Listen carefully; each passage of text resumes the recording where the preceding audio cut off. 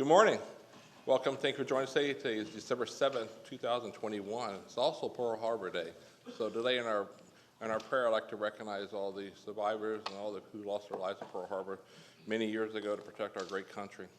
So if you could join us, if there's Pastor Daniel Gregory is here this morning. Daniel Gregory. So, Pastor, we don't think the pastor showed up, so we're going to have, actually, Reverend Suarez is here for something else. So we're going to ask him to do double duty. So, Reverend Suarez, can you please lead us in invocation and please rise and then pledge allegiance afterwards. Father God, we love you. We love you so much that today is the Easter day. And those Easter days so good memory. And this particular time we come into this meeting that deal with so many situations. Thank you for our county. Thank you for the county commissioner. And I make this prayer in the name of Father, Son, and Holy Spirit. Amen. Amen. Amen. Join me in pledge allegiance. I pledge allegiance to the flag of the United States of America and to the republic for which it stands, one nation, under God, indivisible, with liberty and justice for all. Thank you. Please be seated. For the first part of our meeting, we have ceremonials, and we have a special guest in the house. Wiggles is in the house, I believe. So if you've not met Wiggles yet, you will see her now. So this is Karen and Pablo from Animal Services, and Wiggles is looking for a new home for Christmas. She's, I think, 5 years old, and she is adorable, and very strong. I learned that this morning. Very strong little pit terrier mix. But she's a sweetheart. And Karen, you'd like to tell us anything going on right now, Animal Services, and hopefully Wiggles can find a home? Yep, right now we have our gift-giving tree in our lobby, so everybody can stop by, pick up an ornament from one of our pets. Dogs and cats are all on the tree. You can get something off their wish list, bring it back, put it under the tree. Our volunteers do disperse it out throughout the shelter, so every pet has something on Christmas Eve and Christmas Day. It's always a big hit every year. We don't adopt out as gifts, of course, so if you want to adopt a pet for Christmas, bring your whole family out. It's great to have one on Christmas morning, so stop on by the shelter. Wiggles is available. She's 5 years old, and she dresses up great for Christmas, as you can see. If you could notice in the picture on the screen, Wiggles is actually wearing a tutu this morning in my office, but I think she's lost it since then. She rocks the tutu. I do have the tutu with me. So actually, yes, Roger was very helpful getting that on her this morning in the office. So he's really good with dogs. So thank you, Roger, for that. Your county manager's efforts are really well. That's right. Hopefully, you exceed yourself there. Right. But Charlotte, our last pet of the month last month, was adopted. Yep. Great, thank you. Great, that's good news. Well, thank you all again. Merry Christmas to all the staff out there, Animal Services. Thank you for everything you do, and that's good news. And hopefully, Wiggles will find a good home tonight. Thank you. Okay. Thank you. Thank you very much.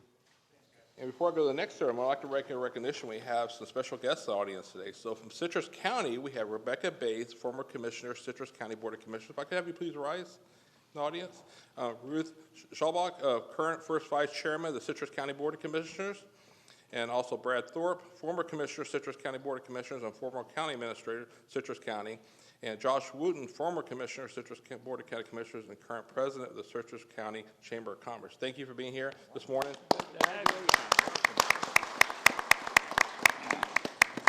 Thank you, help raising Richard West. He's been a great asset here to Lee County. You're not getting him back. So we're going to keep him for a few more years. But thank you again, and welcome, and enjoy our meeting this morning. And we have a couple of ceremonials this morning. The first one is on Commissioner Wayne. Thanks, Mr. Chairman. I appreciate it. Is anyone here from the National Association of Charities? Okay. If you are, come on up. Okay, if not, I'm going to read this resolution. Whereas the National Association of Charities is celebrating its 43rd year in servicing Lee County residents, and whereas the association has continued provided a host of social services to those in the greatest need in our area since 1978, including emergency food boxes. Sorry, Pastor. Come on up. Vouchers to enable clients to purchase perishable foods, hundreds of traditional hot meals for Thanksgiving and Christmas for homeless and members of the disadvantaged families. And whereas the association provides other programs and services, including free furniture giveaways for victims of disasters or families in crisis, job readiness, placement services for the unemployed and underemployed. recreation activities for the youths, and many more services. And whereas the association accomplishes all this with a small staff by utilizing 144 volunteers to donate some 7,000 hours annually. And in 1990, the association was named the 276 Point of Light organization by President George Bush, an honor bestowed only on 1,000 organizations throughout the country. And whereas the association has received an honorable mention in the Congressional Record twice in 1990 and then in 2003. And whereas the association remains in the front line, making a real difference in the lives of many Lee County families and individuals every single day. Now, therefore, it's resolved by the Board of County Commissioners, Lee County, Florida, who do proclaim December 7th, 2021 as National Association of Charities in Lee County, and encourages all Lee County residents to recognize the efforts of the National Association of Charities. It's executed by our chairman, Cecil Pendergrass. Thank you. Congratulations, Reverend.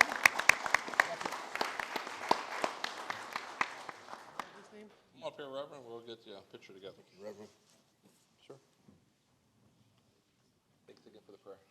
Congratulations. Amigo, amigo. Just water today, unfortunately. Stay away from me. Good morning. 1, 2, and 3. And one more. Thank you. Thank Reverend, you. Reverend, like to say a few words? My respect to you, Mr. Chairman, Thank you. the board, friends and people that are here for business. It's a joy for myself, knowing that what we're doing, number one, is for the glory of God, and second, for the benefit of those people that can do by themselves. National Association will be in business for 43 years. In those 43 years, we did so much in education, and the commissioner mentioned through the record the different activities that we do. The reason we're doing what we're doing is because we care about the community. We care about the people. We care for those that can do it by themselves.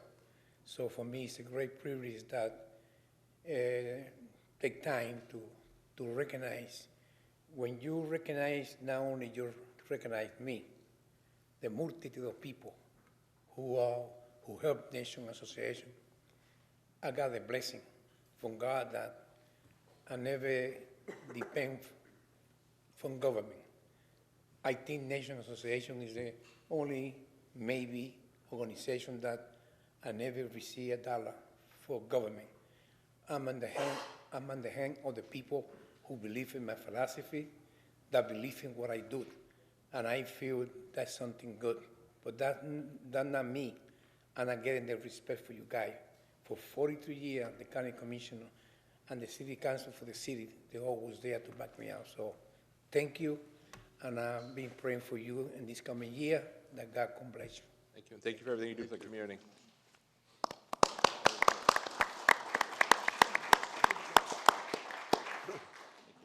And the next one, thank you, Reverend. And we have Commissioner Rain again. Yes.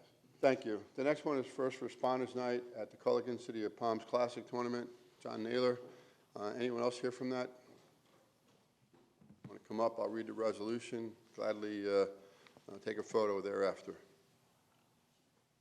Whereas first responders, active and retired military, and health workers in Lee County are vital to the community's health and safety. And whereas Lee County's existing health and safety agencies are the key to a prosperous future. And whereas throughout this past year, these brave men and women have faced incredible challenges and have showed tremendous fortitude and resolve in responding to COVID-19 pandemic.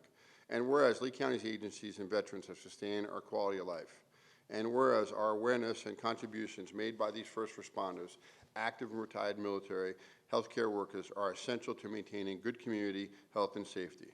Now, therefore, it is resolved by the Board of County Commissioners, Florida statutes, and existing first responders, active and retired military, and healthcare workers. It is resolved that the Board of County Commissioners hereby proclaim the night of December 17th at the Culligan City of Palms Classic Tournament for First Responders Night. In Lee County appreciates its outstanding contributions. It's duly executed the 7th of December by Chairman Cecil Pendergrass. you.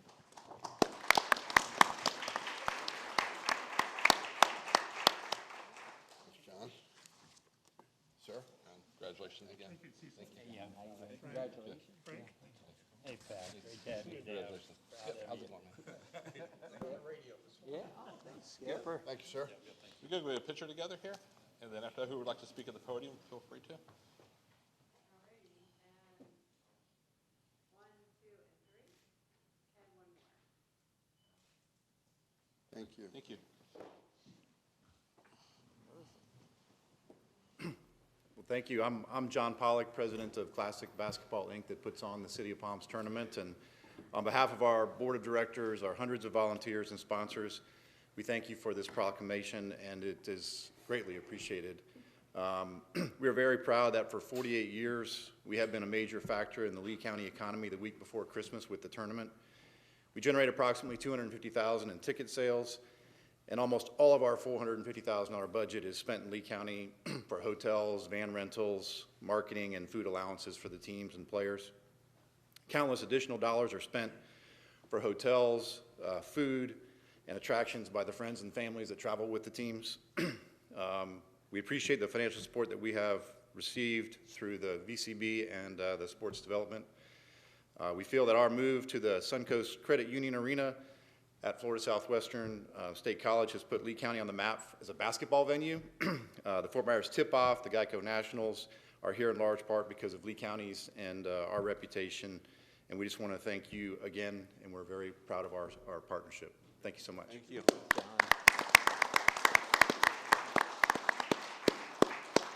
Or that was our last ceremonial. It was time to get to work now. Move on to the recap at this time. And we have 3 items to be deferred and continued, C30, C35, C37.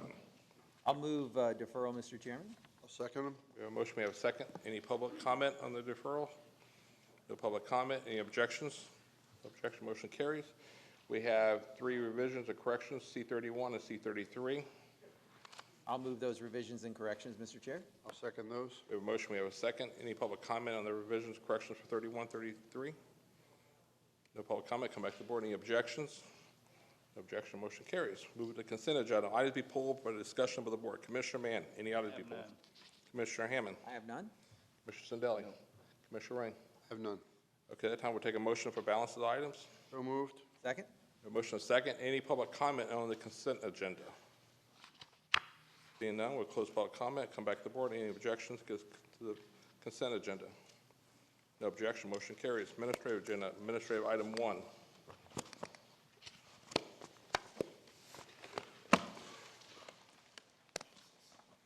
County Manager?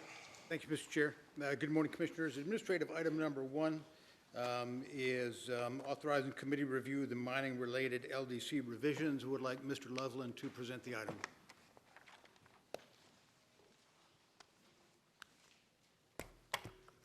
Good morning, Commissioners. David Loveland, Community Development. As you know, we're working through a land development code amendment cycle, and we've been dividing issues up into topic areas and bringing those forward separately. We've had a request from a couple of mine representatives to look at the possibility of expanding a section of Chapter 12, which deals with mines and mine operations in our land development code. There's a section that allows for limited amendments. Right now, it's allowed for dewatering or extending the life of an existing mine. The request is to look at adding a depth increase in the same footprint as part of the list of limited amendments that could be pursued. It's still done through a public hearing process. We've worked through the kind of data that we would require to consider a depth increase, and those are listed in the item summary and on the screen. The biggest issue really is looking at the impact on water resources, groundwater and surface water resources, and so there is water modeling that will be required as part of that process to verify that there's no negative impacts in that sense.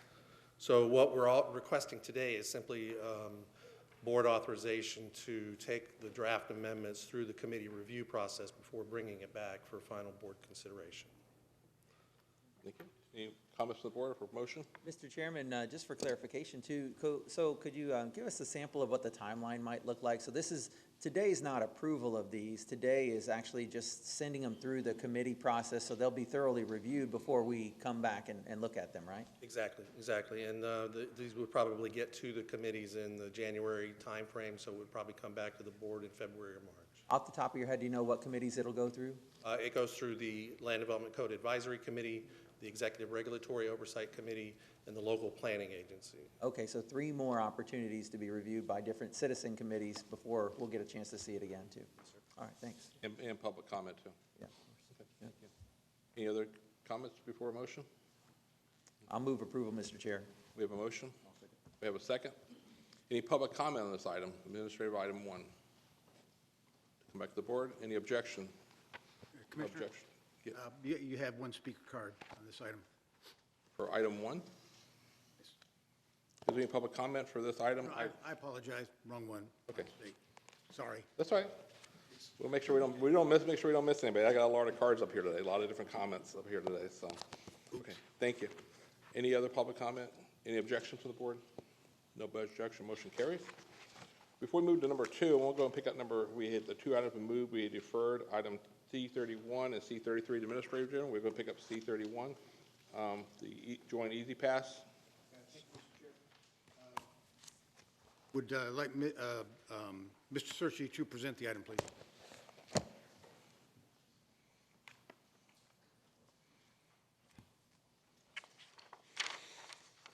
Good morning, Commissioners. Randy Searchy, Lee County DOT. This item is to approve an agreement to join CFX, the Central Florida Expressway, as an affiliate member into the Interagency or Easy Pass Group. Execution of this agreement will allow the county to issue multi-protocol transponders that will work with 27 tolling agencies in 19 states throughout the Northeast. Currently, leeway transponders are interoperable throughout Florida, Georgia, and North Carolina. We anticipate these new multi-protocol transponders to be available in 2022. Great. Any questions? Thank you. Any questions from staff? Any public comment on this item? C31, the move administrative. Come back to the board for a motion. I'll move the item. We have a motion. We have a second. Any objection? No objection. Motion carries. Thank you. Next item will be C33. It was moved to the administrative agenda. Thank you, Mr. Chair. This item, we're asking you to approve a change order for the roundabout design at Gateway Boulevard and Griffin Drive. And Mr. Searchy, please present the item. Commissioners, this item seeks approval for a change order to the design contract currently underway for a roundabout at Griffin Drive and Gateway Boulevard to add a fountain in the center of the proposed roundabout at this location. We plan to amend our existing maintenance agreement with Gateway Services District specific to this project to include the maintenance of this fountain once constructed. Approval of this item will commit both design and construction funding. Great, thank you. Any public comment on this item? The public comment, come back to the board for a motion. Like a motion. Okay, we have a motion. Second. We have a second. Any other comments or any objections? Motion carries. Thank you. Move on to item number 2, administrative item number 2. Thank you, Mr. Chairman. Administrative item number 2 is your final step with regard to your district boundaries redesignation required under Florida law. Commissioners, Section 124.02, Parent 3 requires spreading proof of publication upon the minutes of your meeting. By virtue of me handing your clerk the proof of publication, you have now complied with that section of statute. This is administrative in nature, requires no board action and no motion. We are now finished with redistricting for this time frame. So no board action, no motion today. No, sir. Right. Thank you. Thank you. Is there any public comment on administrative item number 2?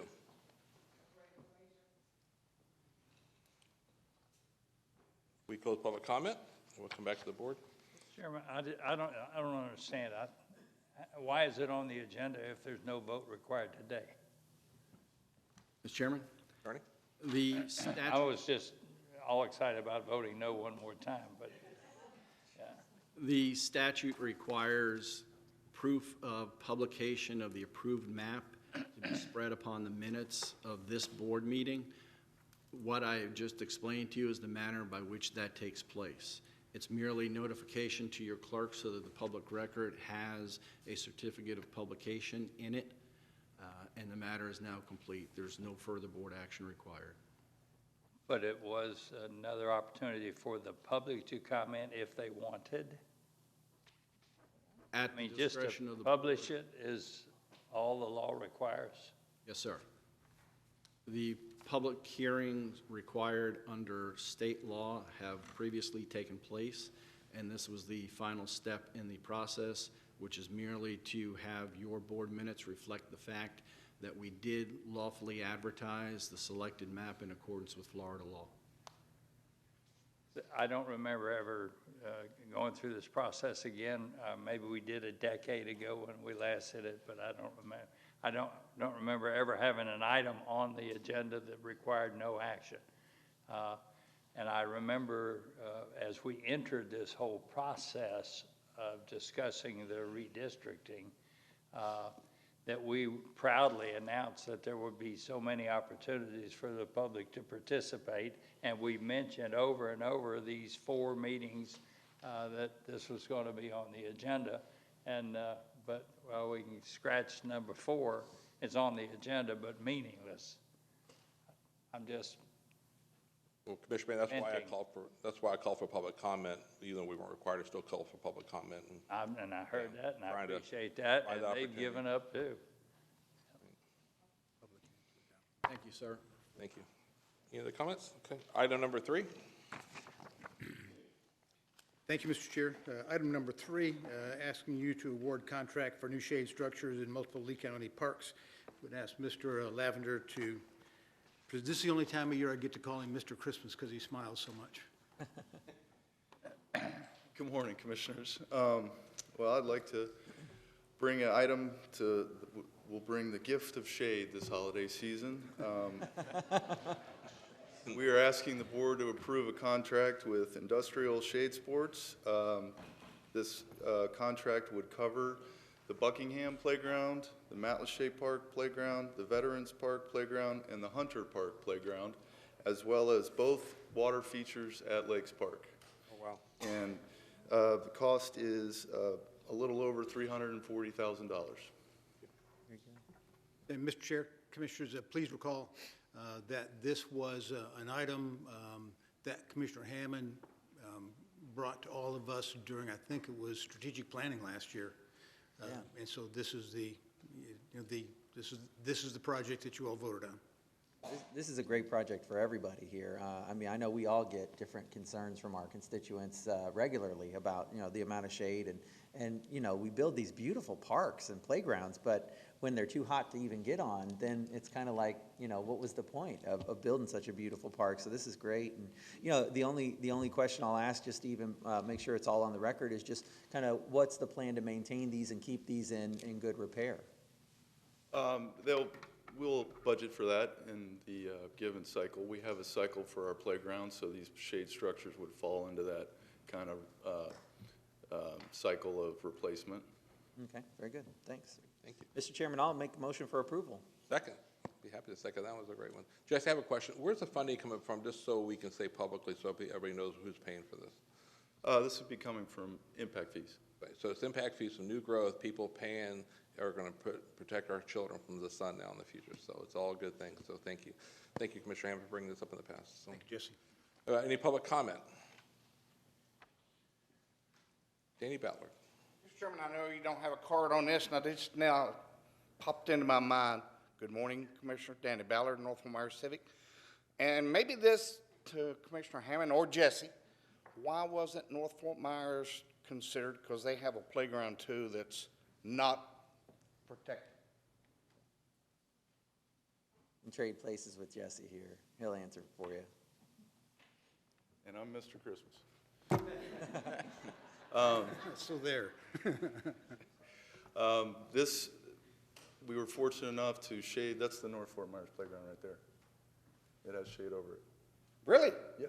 I was there yesterday and didn't see it. Well, that's what it looks like. Okay. I guess Santa's eyes are slipping. Thank you. I'll just say that's good. We're really good up there. So thank you, Roger. Yes, sir. Good job, Jesse. Okay, we have a motion, a second. No other public comment? We'll come back to the board. Any discussion? Any objection? Just real quick, when do they think this will be complete, the whole project? Roger, you know when they be started, completed the whole project, all the parks be completed? Jesse, how long is it going to take? When we talked about it in the budget, it was supposed to be over 3 years. We were gonna do like a third each year. Jesse will have a, Come on, get with the program. We anticipate bringing another contract back to the board in the very near future for the rest of that dedicated funds that you approved last. we'll get it done faster than 3 years? No, we still have it scheduled for a 3-year basis, so yes, we will get everything, a little bit over 1.8 million will be hopefully constructed this fiscal year. Jesse, is the purpose for phasing it over 3 years just funding?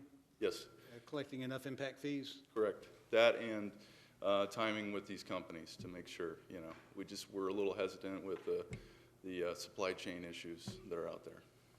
Great. Thank you. Okay, we close public comment. Come to board. We have a motion, a second. Any objection? No objection. Motion carries. Item number 4.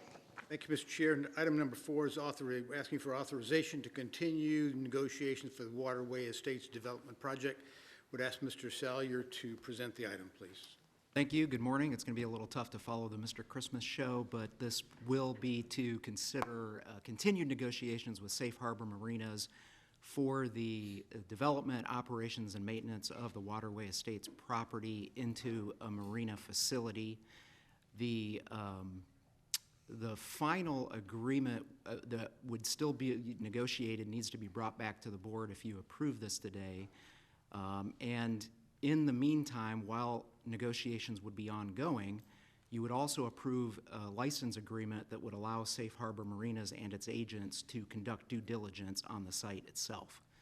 If you could go to the next slide, please. So the overarching terms that have already been negotiated would be incorporated into any further negotiations. Really what Safe Harbor is proposing is a facility that would accommodate 200 plus boats in dry storage. There would, of course, be wet slips according to the number of slips entitled on the property currently. We'd be looking at up to a 50-year ground lease, the base rent of which after stabilization would be 10% of their gross profits. We've built in a minimum annual rental of $100,000, although the expected revenues would greatly exceed that if all goes to plan. Lots of terms still to be negotiated, as I've indicated earlier. That's why we're asking for authorization to continue this process. Next slide, please.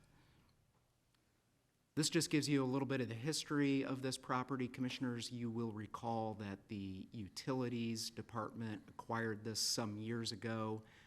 They had plans for the property that did not materialize, and so a couple of years ago you considered what to do with the property, including a potential sale, but in lieu of that decided that to maintain control of the property and make sure that a marina is built there, that you would consider this long-term lease.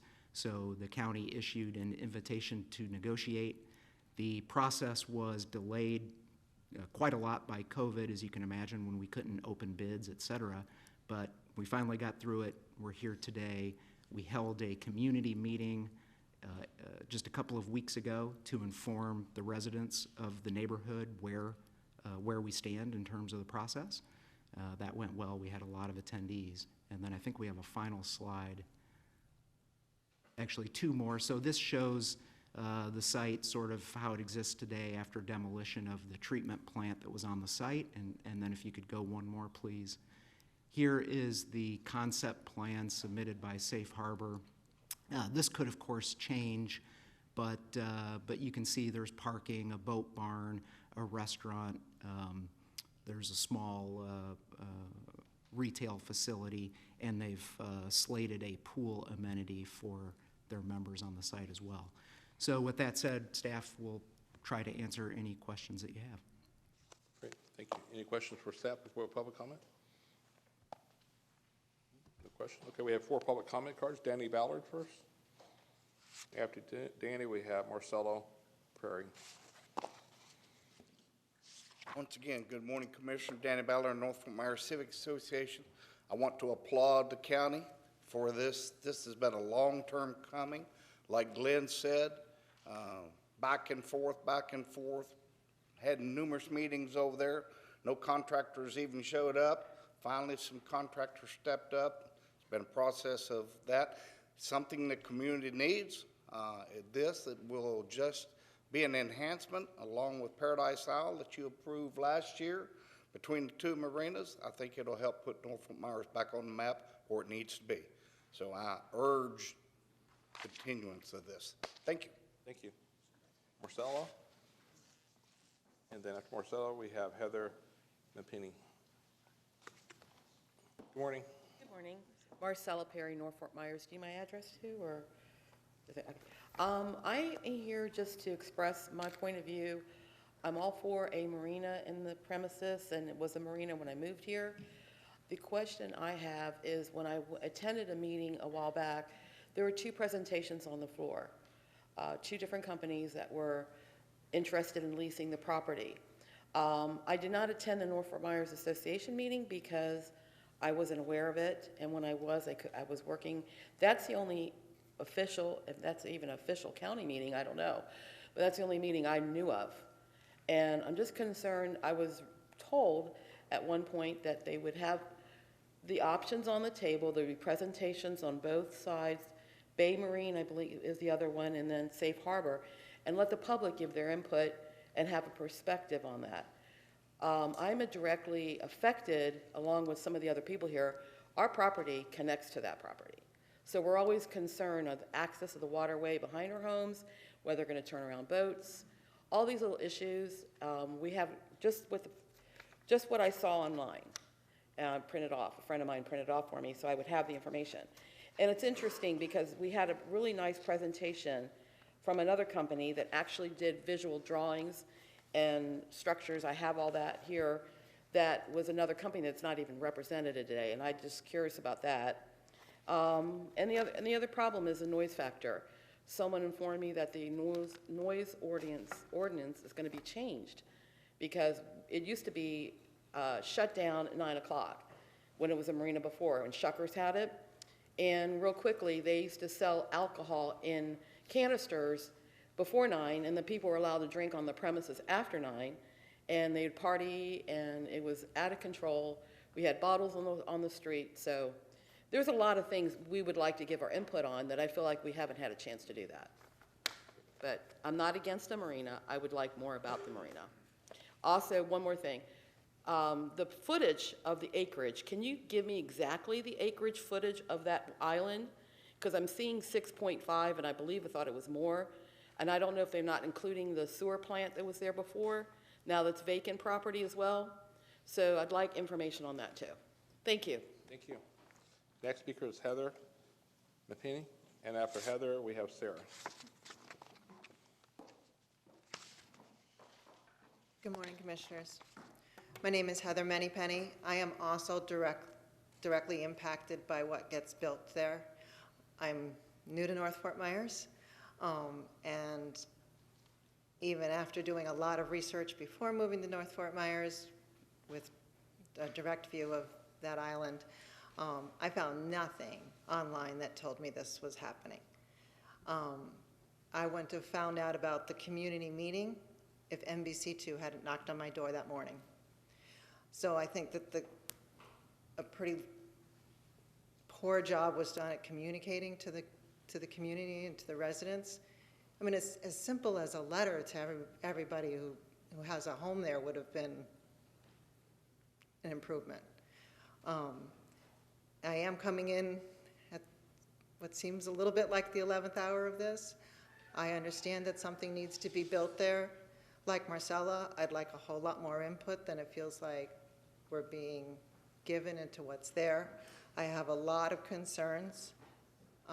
Inlet Road, which leads to the marina area, is a narrow road already, just with residential passenger cars coming and going. If somebody's parked on the side of the road, you got to stop and pull over so somebody else can come the other way.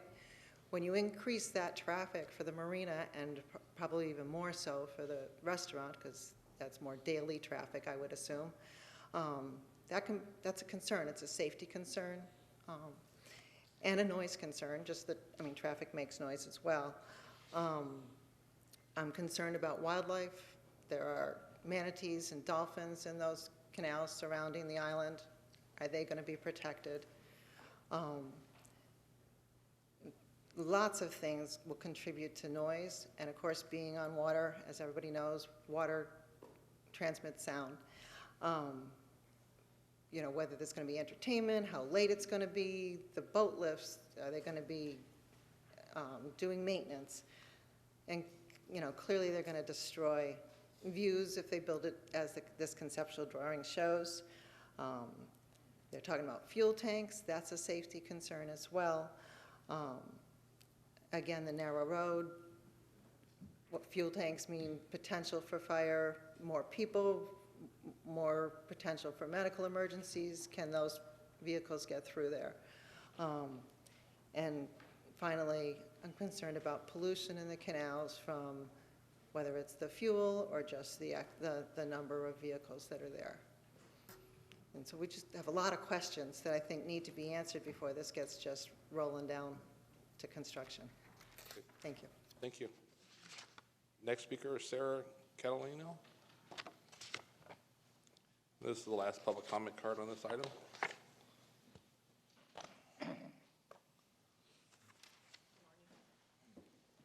My name is Sarah Catalano. We're a long-term resident here at off Inlet.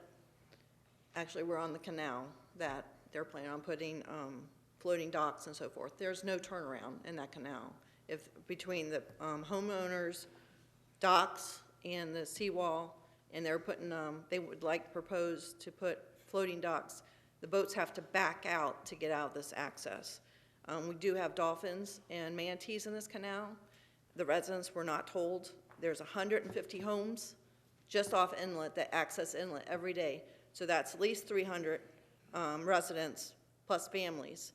And if anyone knows this area well, Waterway Estates and Lockmore is a big family community. There's people walking, their pets, their children are riding bicycles throughout the day, every day.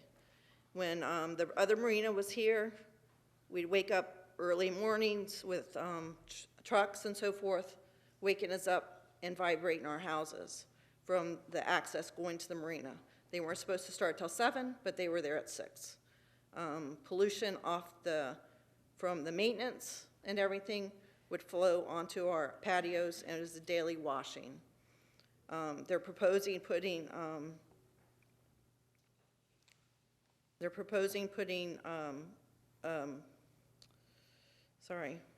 a boat club, which is kind of like a timeshare for boats. So that means we're going to have people living on boats or in and out more so. I think a lot more studies need to be done on this road. I asked if the DOT did a study of this road. They said no. There's 36 homes just on Inlet. And I have witnessed boats being trailered in, and there'd be 3 or 4 boats and trailers blocking Inlet, getting into the marina. We've experienced music. We hear music from downtown now when the music fest, but it's muted, it's not too loud.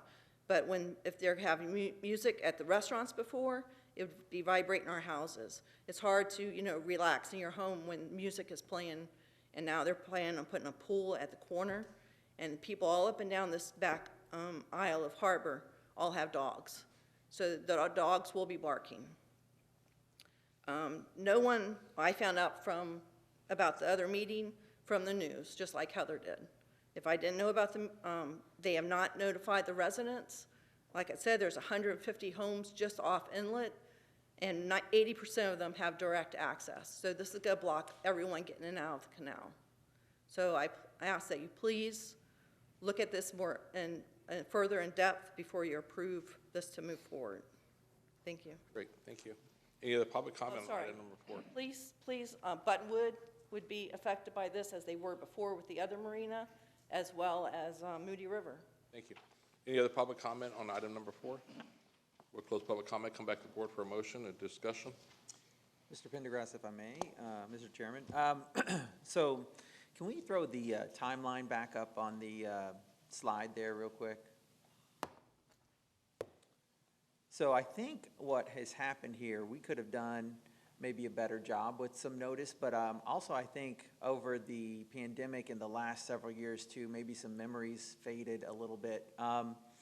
So what happened, we all, as we've mentioned multiple times throughout the redistricting period, run at large, right? Meaning everybody's got a campaign everywhere because everyone who lives in Lee County can vote on us. And I guarantee if any of you have ever been to a town hall in North Fort Myers or spent any time campaigning in North Fort Myers, one of the top issues that would come up is what is the county going to do with this Waterway Estates property that they've owned since 2007? You know, I don't know why the commissioners at the time bought the property the way they did.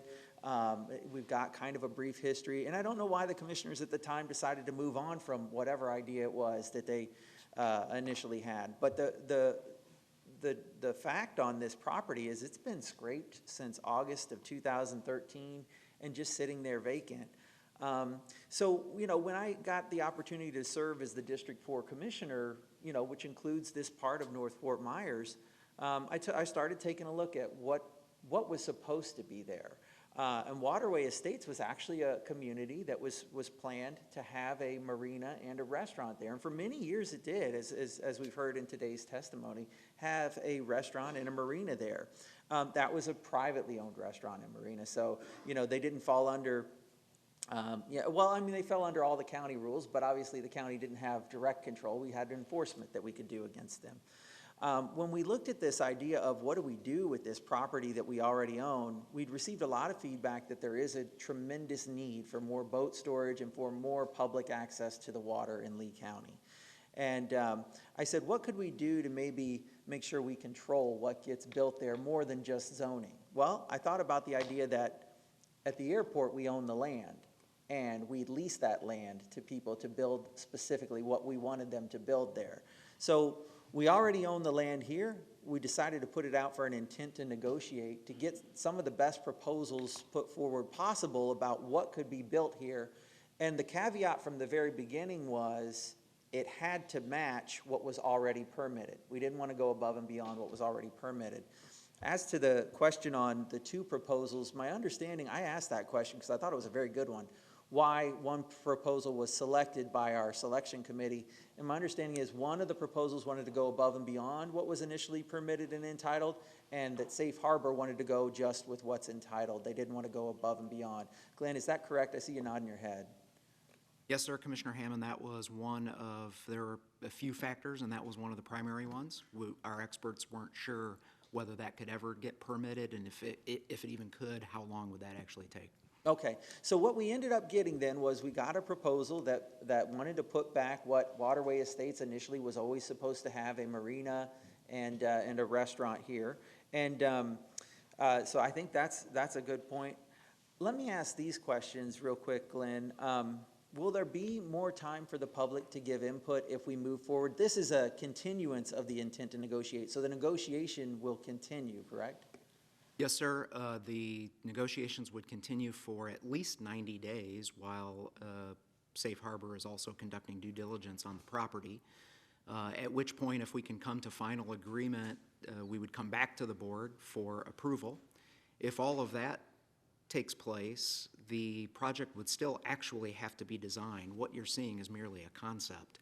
And so during the design process, the vendor would be committed to conducting additional public meetings to solicit input from the neighbors. And the benefit of this is we would continue to be the owners of the land, so we would have a tremendous amount of say as we go through that design, or how do you envision that? Yeah. Yes, sir.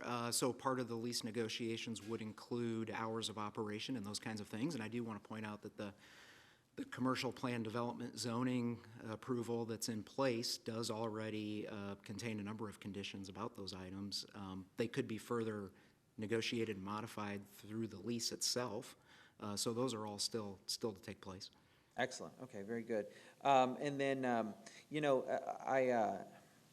I'm sympathetic to the, especially, I think it was Heather who spoke about just, you know, getting here and maybe getting caught up with the situation. But back in February of 19, when we got together to talk about putting this out for the intent to negotiate, we had a lot of community support back then, because I think, you know, after watching it for 12 years this saga go on, the community was finally ready to just, okay, let's see what's going to happen here. Let's move forward with something. And so, so what will go there is not anything that wasn't already permitted to go there, wasn't already planned to be there from the very beginning of Waterway Estates. And what I'm excited about is the fact that what you're seeing today, as Glenn mentioned, isn't the final product. This is the continuance of the negotiation.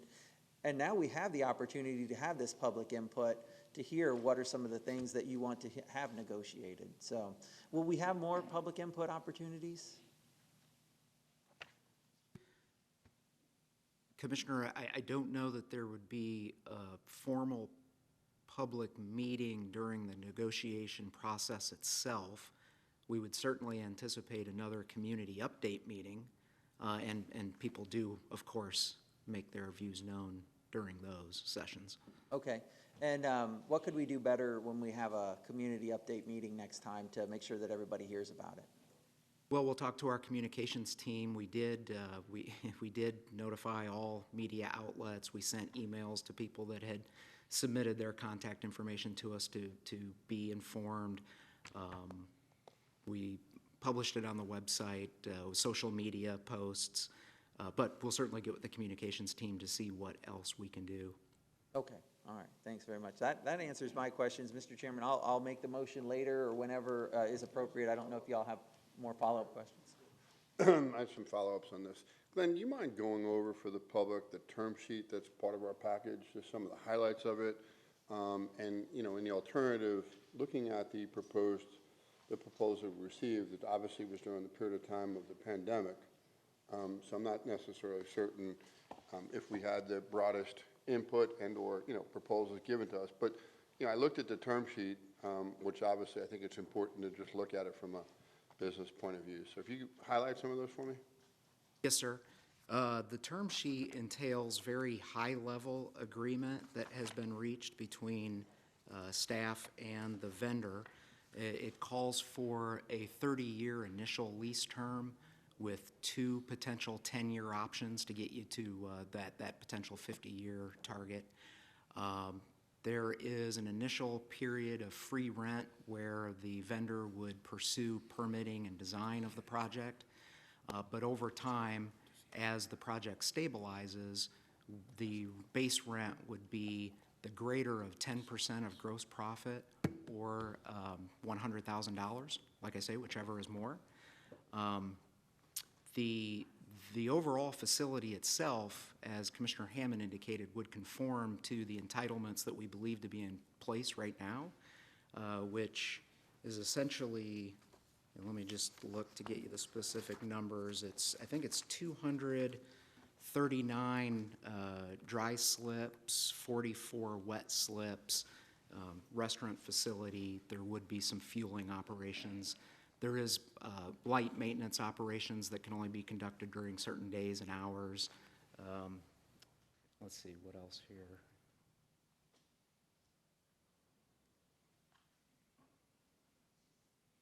Yeah, other than that, it's pretty standard boilerplate. You know, keep it in a first-class sort of configuration. And I'm not sure if there's any other term you were thinking of specifically, Commissioner? So no, I appreciate the update. Just a couple of things. Obviously, you talked about the acreage, you talked about the number of boats. There's an estimate of $9 million of capital improvements. Who's going to do that? So that will be on the vendor. The county does not contribute to the capital expense. So there'll be $9 million investment in this. Okay. That is an estimated construction value. Well, that's hard and soft costs. It could be a little more or less. Just wanted those items on the record just for it's a business, as you had indicated, Commissioner Hammond, that somehow we got into. I think you need to highlight the terms and or conditions. It was exactly what it is. I have just some concerns that the notification period and the proposals that we evaluated were during the height of the pandemic. I mean, the pandemic started, and obviously we went through October of 21, which, you know, we're certainly much better off than many other states, but we're still, I don't know if it was a different period of time, we might have received some other proposals, because as you indicated, Commissioner Hammond, one fits the criteria and one doesn't, and we don't want to intensify it or change the makeup of that. So I just wanted those on the record, just for clarity, and obviously, most importantly, just the type of commitment I think that's going to be made. But I do appreciate the comments, and I do appreciate, the input that should have been, recognized, and I do have some concerns as they put on the record. Great, thank you. I apologize. I didn't fill out a public comment card voucher hearing, but we may not have another opportunity. Come to the podium, please. Mr. Chairman. We already closed public comment. Let me just ask the county attorney if I can take public comment after having closed and have a discussion. Because we already closed and I called it out twice. And that's okay, if it is. I just didn't understand that we weren't going to have another. I'm sorry, I'm talking to the county attorney. Please hang on one second. Yes, sir, at the discretion of the chair and/or the board. Okay, you can come to the podium. Man, we'll give you, come on, we can. I was making sure we're following the protocol, but we give everybody 3 minutes. We announced it several times, so go right ahead. Thank you, I appreciate that. As the speakers before me, I didn't know anything about these meetings that happened leading up to this point. I heard about it on Wink News. I live in the Waterway Estates community. I'm not directly impacted as these speakers were, that I'm right on that canal. I'm further back in the canal system. I would like to say that I think what's been proposed here is a little bit disingenuous on, you're saying we're putting it back, because what was there before was a marina. It had a small parking lot. The restaurant was there. There was also a pavilion and some green space. People would take their families there and fish. I haven't heard anything about public use of this property. So I just wanted to bring that forward. Sorry, I'm so nervous. And really, that was all I wanted to say. I think if we're putting it back, we should look at what was there and maybe lead to that. That's it. Thank you. Thank you for having me. Thank you. Any other comments on the board? I just want to add to what we're actually voting on today is the continuance of the negotiations, which would include all the different things we heard this morning about the restoring it to what it would look like and which plan would be picked. So that's what the actual action today before us is to continue the negotiations with that. So we can't get there unless we continue negotiations. That's what this is for. Mr. Chairman, I've got some historic comments I'd like to offer before we give final directions to staff on this. I'm the only commissioner that was here in '07 when this was purchased. And I want to comment on the atmosphere at the time. The district commissioner at the time was strongly in favor of the county purchasing this, and the staff was strongly in favor of the county purchasing this. Historically, you remember '07 was right at the top of the good times, and the crash came immediately thereafter. But we, the commission, was told in a very short period of time, and I'm saying less than a month, when we first heard about this being available for us to purchase, we were told that if we do not purchase it, the owners intended to make a huge development there. And boy, did we have, in a short period of time, a lot of community input that said, no, don't let them develop this thing, go ahead and buy it. Do you remember what we paid for this? Pete, do you remember what we paid for this? It was in the millions of dollars. At 14 to 16. I was thinking 12, but it was a lot of money right at the top of the market just before the crash. Commissioner Ruane, you're my finance guru, and I've heard you refer to ROI, return on investment. For what we've got invested in this property, all you young people will not live long enough to see us get our money back. And I don't know who does the bookkeeping on 10% of the profit is what the rent is going to be. Well, and I don't know how you figure depreciation, but if they're going to put $8 or $9 million investment into this, and then that becomes a part of their annual expense, there's never going to be a profit. I just don't know how you're going to do that. I know I'm talking in your league, but I'm pointing this out to remind staff as you're in these negotiations. I hope you will take return on investment into mind. In my history on the board here, I've made several votes that I'd like to have back, and that was one of them. We far overpaid for it. We've been sitting on it because with such a huge investment, nobody could take it off our hands or wanted to or could afford to. So now this is the first time we've had some opportunity to do something, but I'm suggesting that from just what little y'all been able to share with us this morning, I don't see us ever getting anywhere close to any reasonable recovery. So I don't know what, and the point I want to make is that we've got this white elephant, but be very careful moving forward on it. But this was a marina. It is a marina, and probably with the demand for boating opportunities, it should be a marina. So I'm not, I don't find myself against this, but I'm telling you, there is a sick, sad history here that I would hope that we could correct. And this is the first opportunity we've had to do it. So that's why I'm waving this history flag. Thank you, Commissioner Mann, for the history. Unfortunately, times change, the market changes, and that's why I never had a chance to vote against the baseball stadiums. I wish I did, but I didn't, and other things like this. But we're here now. We have to fix it now and respond to it. That was one of the things I said back in 2019 was, were we better off selling the property to the market, even though it was a loss, to get out of the property too? Because like you said, how do you recover what you have in the initial investment? But we had already made that decision to move forward with this negotiations. Commissioner White? Sure, thank you. Commissioner Mann, a couple of things. I mean, in business, sometimes you make bad purchases, and you don't try to throw bad money after bad if you can avoid that. A term sheet is difficult. Let's understand, I think it's important for the audience to understand. A term sheet gives the most broadest definitions. It really doesn't go into the type of detail you're looking for. It just doesn't. I mean, what I was trying to highlight in my first question was the type of commitment that was going to be made to this. Some $9 million to a $12 million investment is significant.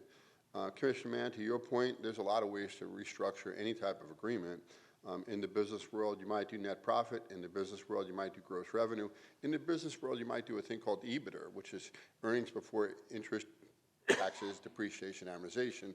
So that depreciation that gives you that net income, you add back in and you pay on that as opposed to the net. There's many ways to structure this, and all I'm indicating is the term sheet allows you the opportunity to make those adjustments before you enter into a contract. So we can certainly give those additional caveats to this. I was encouraged, and I want to make sure we address these issues that are concerned from the public, but I was encouraged just because of the amount of money during my briefing I was told that was invested in this. But the commitment of $9 million certainly was intriguing to me. That was a great, big, commitment from someone to do this, and since there's only one party, we might be able to re-advertise it. Maybe nobody else comes forward with it. It's a big commitment, considering the fact that you do have a $12 million investment. And I will assure you, Commissioner Mann, we're never going to see a return on that. I don't care how I structure this. It's just not going to take place. Whenever you buy at any peak of any market, it doesn't matter if it's a stock, a piece of property, anything, timing is just, unfortunately, timing. There's many times we buy as a county at the low part of the market. So they do offset ultimately. You just can't look at one item on its own. Yeah. Mr. Chair? Roger. Commissioners, what you won't see in the term sheet is this property, because being leased to the private sector, the for-profit operation very likely is going to fall into the category of having to pay property taxes and tangible property tax, which come back to the general fund. We should live with no illusion about recovering the purchase price of this property in our lifetime. So we're left with just a couple of decisions to make. One is to sell it, take the loss, or the second is to develop it in a way that best suits the community. In this case, the decision is to develop in what we believe and what we have all talked about is in the best interest of North Fort Myers and some of the needs that they have, as Danny actually pointed out from the podium this morning. The folks who want to give input will have plenty of opportunity to do that with the developer once we have a contract and they begin the design work. That is always how this works, and we'll make sure that everyone who's affected will be notified. Great. Couldn't have said it any better. That was actually the point I was going to make. I am very sympathetic to the comments about the return on investment. Everything that was said makes a ton of sense, but I think that was the reason why we went in this direction, was more for looking out for the best interest of the community. had we had to sell this to a developer who might want to propose condos or things like that, that would not have been something the community would have wanted or felt was in their best interest. Our two choices, definitely the choice that's on the table is much more preferred, without a doubt. I mean, we control and we have a lot more input in the second part, doing this as a lease as opposed to just selling the property outright, which then you really would have no input whatsoever. So given the two options and the third, just not doing anything with the property, doesn't seem like a viable situation. So I think the commissioners are engaged. The term sheet as it comes into contract, I'm certainly we all could be engaged and make sure that we communicate to the constituents that are concerned about this and make sure we take their comments into consideration as this evolves. But this is in the early stages of this. Right, thank you. Any more discussion or motion from the board? Just a comment. I think we've went through the challenges that have been proposed over a number of years. And so now some things come together. And the fact of the matter is there's demand today in the marketplace that needs to be assessed. And that's an industry itself that's important to us as a community. We don't want it to be disruptive to the neighbors in that area, and we'll have the continuance we allow you to address that. So I think there's enough positive momentum there to take a closer look at it. Thank you. Thank you. Mr. Chairman, just to outline, the motion requested by our staff was to authorize the county to enter into the detailed negotiations with SH Marinas LLC to approve them that permissive license to go on and do their due diligence for the next 90 days, and then to authorize you, the chairman, to execute the contract documents as they come through. And so I will make the motion requested by our staff for approval. I would second that if you could make one minor change. Sure. If the contract could circulate to us before the chairman signs it, I'd like to look at it. I was going to say the same thing, exactly the same thing. I'm uncomfortable with so many questions unanswered with us not getting a chance to look at this again. Yeah. Why wouldn't it have been written that way, I guess, anyways? Or what's the answer to that, Mr. Attorney? Or Glenn? I was going to say, this would come back for approval, right? Yeah, if I may, Mr. Chair. What you would be signing is the license agreement for the due diligence period to allow them access to the property. Any finally negotiated lease, of course, goes through the entire public process and comes back before you. So does the requested motion on the blue sheet need to be amended to say that, or? It says authorize the chair to execute the contract documents, and right now, those really are just the license agreement for due diligence. So where my confusion was, and I apologize, was contract. I got hung up on that word alone, okay? And contract to me, obviously, is the second step to a term sheet. So I'm fine. I don't need my motion amended. I think Commissioner Mann, your point is the same one of mine, but this is just for a licensing agreement. I appreciate that. I do believe we'll go through the process. We'll have a full review by the commission. Correct. Correct. I'm comfortable with the motion, and I will second it.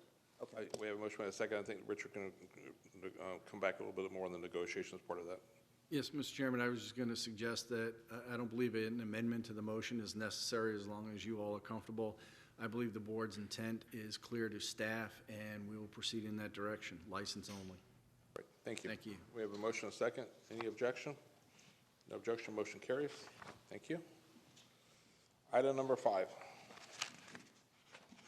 Thank you, Mr. Chair. Administrative item number 5, we're asking you to award a contract for management consulting services for the American Rescue Plan. I would ask Mr. Salyer to present the item.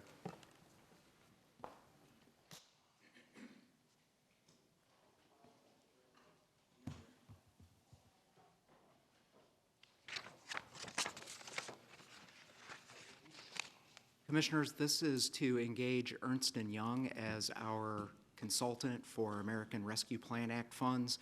As we have discussed with you on numerous occasions previously, there is a lot of compliance that's involved with these federal funds, and we would like to engage a consultant to help us with that process, primarily because they're engaged across the country with clients just like us, and they really know the ins and outs of ARPA.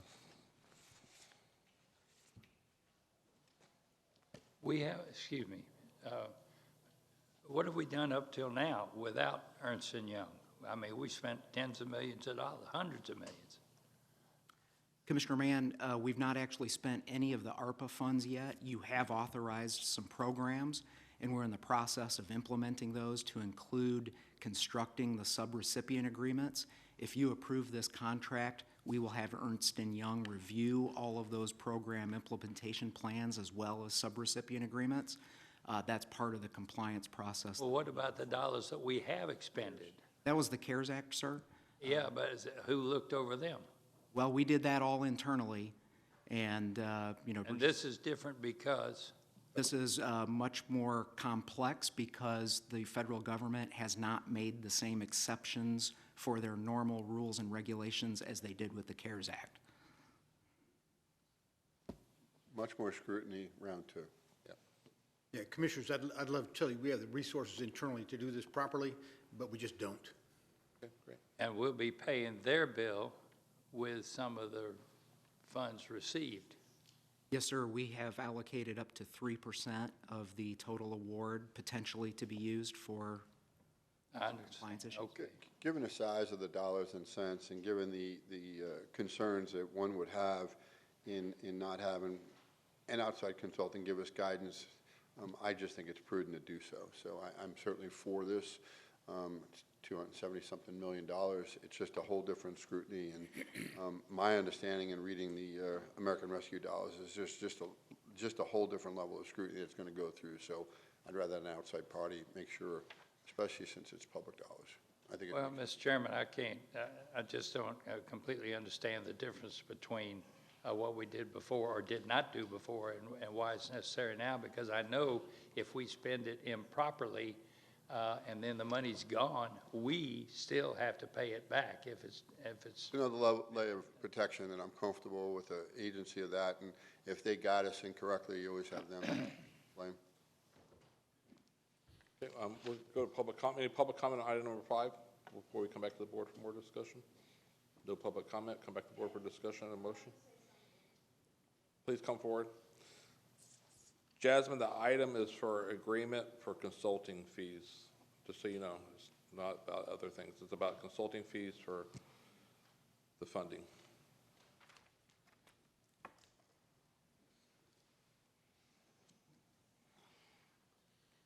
Item 5, award contract for management consulting services.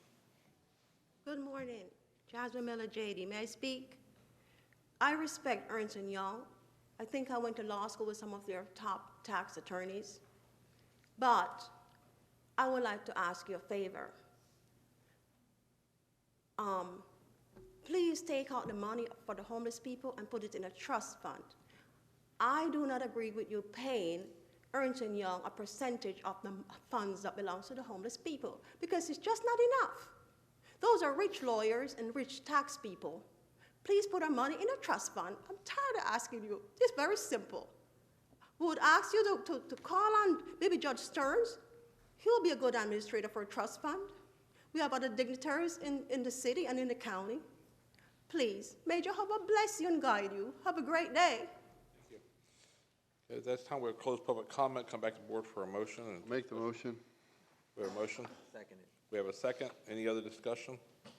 Just to go back to Commissioner Mann's, I think when the first round of funding came, there was a lot of pressure, because there was a lot of pressure in the community to act as quickly as we can.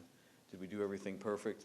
Might be able to question it. I think now we have not the luxury, but certainly the ability to look at things through a little bit different lens and to scrutinize a little bit differently, and I think it's incumbent upon us, and the sum is certainly substantial.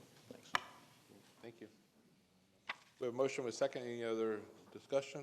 Any objection? No objection. Motion carries. Item number 6. Thank you, Mr. Chair. We are asking you to award construction contract for a force main replacement and reuse main upgrade phase, and would ask Ms. Keys to make the presentation. Good morning. Pam Keys with Lee County Utilities. Both items 6 and 7 are companion items to enter into construction contracts for the construction of a new wastewater force main to our Fort Myers Beach water reclamation facility, as well as the construction of our reuse main between the Fort Myers Beach and Fiesta Village facilities. The force main improvement is needed.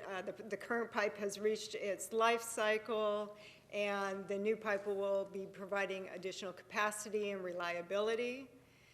The reuse main will enable us to manage our reuse water between the two service areas more effectively. We'll also be able to transfer wet weather effluent to each or both of those plants for disposal through deep injection well, which will eliminate the need for our one and only river discharge point. We've talked about these projects in the past during budget sessions. They are paid for by enterprise funds, and the total project cost for the two is about $16 million. Great. And thank you. And this project would, like you said, take away the river discharge, correct? That's correct. We will keep that discharge only for emergency situations. Thank you. Come back to the board for any discussion. So, I think there were two issues here. One was not only the life cycle, but it was capacity for the part. The second part was to leave the second piece in place. Is that correct? Correct. Okay, thank you. I always think in terms of we're growing, capacity is always a need, so I just wanted to make sure I had it clear. Thank you. Thank you. Any public comment on this item? Being none, come back to the board for discussion and a motion. I'll move approval, Mr. Chairman. We have a motion and a second. Any objection? No objection, motion carries. Item number 7. Thank you, Mr. Chair. Item number 7 is the companion item to number 6, which is to award construction contract for Fiesta Village Plant Reuse Main Upgrade Phase 2. I'll move approval, Mr. Chairman. Second it. We have a motion and a second. Any public comment on item number 6? Okay, come back to the board. Motion second. Is there any objection? Objection. Motion carries. Thank you. Now, item number 7. Is that right? Yeah, that was item number 7. Yeah, sorry. Item 8. I'm sorry. Thank you, Mr. Chair. We're asking approval for the interlocal agreements with the beach and shoreline funding recipients. Would ask Ms. Pygott to make the presentation. Come on down, Tamara. Good morning, Commissioners. Before you, you have 17 interlocal agreements for about $4.5 million of beach and shoreline funding. This comes from the bed tax. 26.4% of the bed tax is allocated for beach and shoreline projects. Move the item. We have a motion. Second. We have a second. Any public comment on this? Item number 8. Now come back to the board. Any other discussion? Any objection? No objection. Thank you, Tamara. Good news. Sure. Thank you. Thank you. Okay, it's time we go to public hearings. Public hearing 1. Good morning, Commissioners. Andrea Fraser. I have your first public hearing. The affidavit of publication was published on November 22nd, 2021. I find it legally sufficient, and I'm providing this to the clerk for incorporation into the minutes. Great. Thank you. Any public comment on this public hearing? Being none, we'll come back to the board. Move the item. We have a motion. We have a second. Any objection? No objection. Motion carries. Item number 2.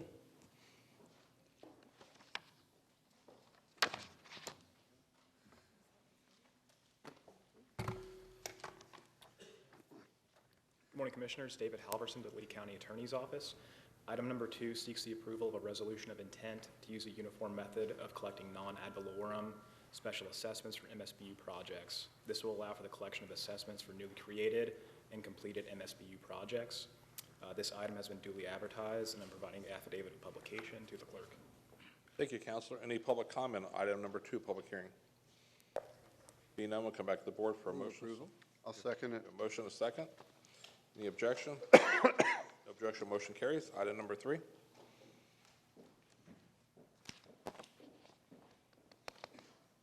Come on down, Amanda. Coming. Just push Santa Claus out of the way there.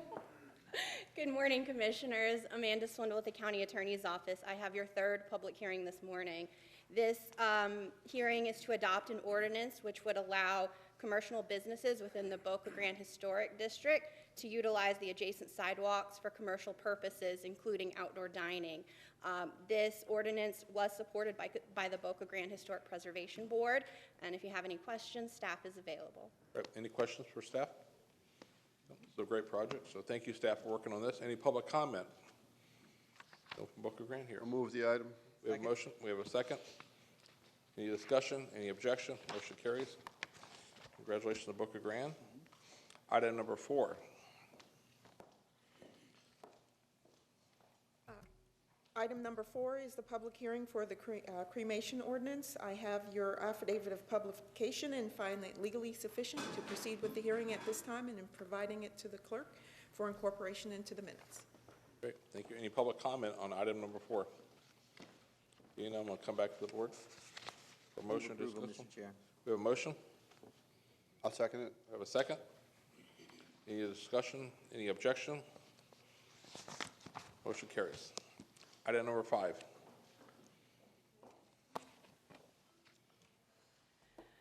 Good morning, Commissioners. Again, Amanda Swindle. I have your 5th public hearing. This hearing is a precursor to your 7th and final public hearing, which is the adoption of the regulations regarding mobile food vendors. With this item, we are asking that the Commission repeal Ordinance 88-24. This is a historic ordinance which has been outdated and superseded and will be in conflict with the mobile food regulations that we will be asking you to adopt later in the hearing. It has been legally advertised and staff is available should you have any questions. Great, thank you. Any questions of staff at this time? Just could we make clear, what is the why? Why are we being asked to do this again? So this ordinance 88-24 referred to a state agency that is no longer in existence, the Department of Health and Rehabilitative Services. That was dissolved in 2013. It's now the Department of Health that regulates restaurants and other food establishments. So this is really just a cleanup ordinance. And like I said, it would be in conflict with the regulations that we are asking you to adopt later in the hearing. Thanks, Mr. Chairman. I'll move approval barring anything we hear in public comment. Okay, we have a motion. Second. We have a second. And any public comment on this item? Please come forward.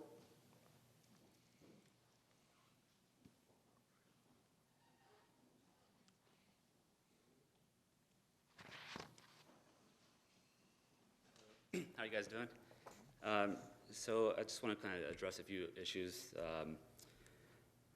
The city of Bonita Springs, they updated their ordinance because there was a preemption from the state of Florida, and that was updated in ordinance number 20-05. A permit is required in the city of Bonita Springs. Their new ordinance states that no mobile food vendor location is permitted without an approved permit. Such a permit only addresses the location.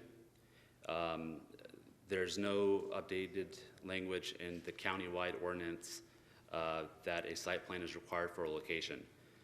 The state of Florida, with this new preemption that is in section 509.102, mobile food dispensing vehicles preemption, paragraph 3 states that county has the authority to regulate the operation of mobile food dispensing vehicles with a few restrictions.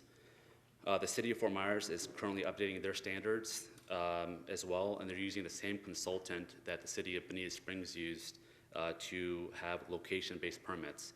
The restriction on permits is, the way that I understand it, my conversation with Tony Palermo from the city is that you can restrict locations based on zoning, setbacks, residential neighborhoods that are next door, but you cannot just have an outright restriction on locations. I have commercial buildings where there's food trucks next door with limited parking. And the main issue is that a lot of these places, there's a main use. There's a commercial building and it has a main use, and let's say the minimum required parking is 10 spots, and then you have a food truck that sits on 3, and then you have maybe 4 or 5 parking benches that sit on parking spots. Not only have you diminished the main use parking, but you also increase the traffic because now there's a food truck and there's outdoor seating. There's no language in this updated ordinance proposed draft that says that you need minimum required parking for food trucks, no limitations on seating for outdoor use. I think the only language is having no tents. In Lee Boulevard, as an example, there's 2 very, very popular food trucks. And they have, I believe, 8 picnic tables at each site. And as we all are aware with Lee Boulevard, there's no turn lanes. And because of that increased use, the traffic stacks onto Lee Boulevard, which is a main safety concern. And so I think there needs to be a standard for minimum parking in the language. I think this is going to be an issue that's going to come up again if it's not resolved now.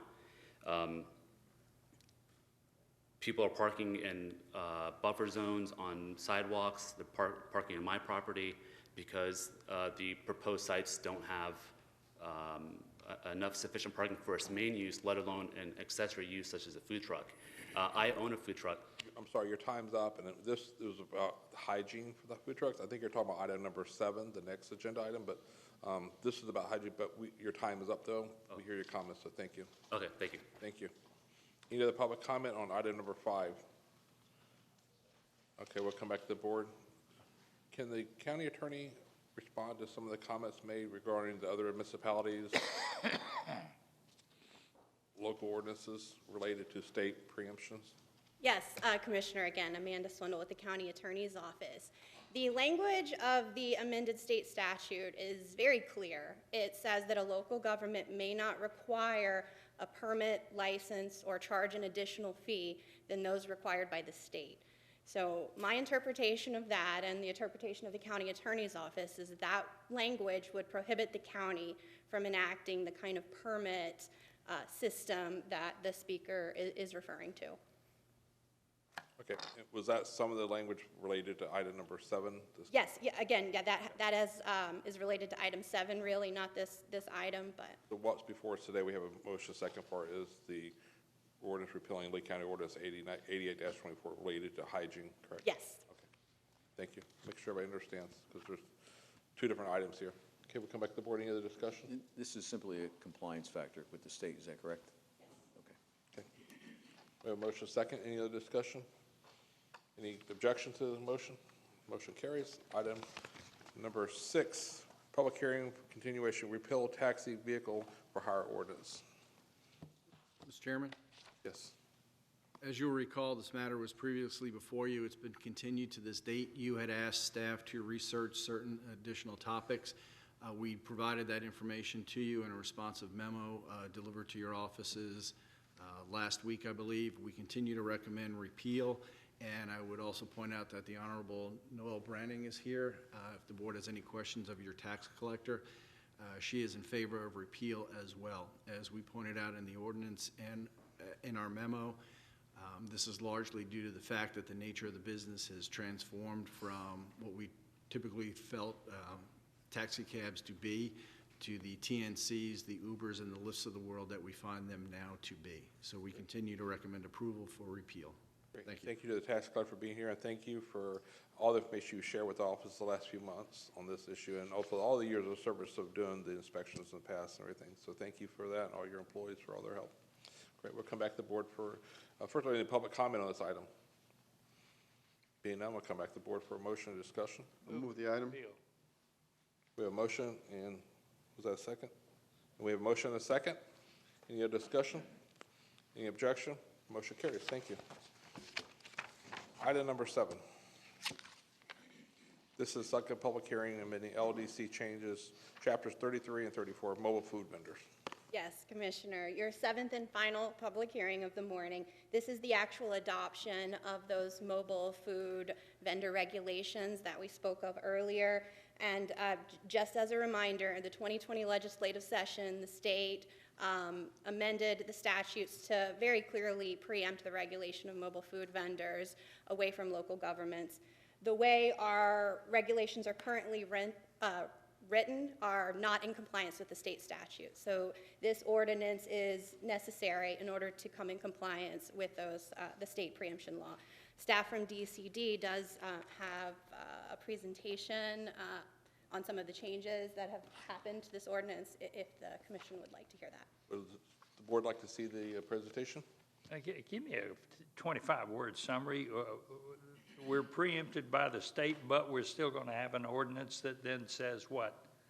25 words or less. It basically regulates some of the operating requirements of how the food trucks actually operate. Things like keeping litter off of the streets and not impeding traffic. There are restrictions on certain locations and setback requirements, buffer requirements, things like that. Hygiene, No, the hygiene, that's actually one of the things that's strictly preempted by the health state. department does. Yes. Noise? Our noise ordinance would control that. We have no specific noise regulation. Thank you. Thank you. Would you like to see presentation or not? Or are we good with what we already have? I'm okay. Okay, good. Thank you. We'll ask for public comment then. First public comment is Sandy Stillwell Youngquist. Then after Sandy, Jay Johnson. Jay still here? Then,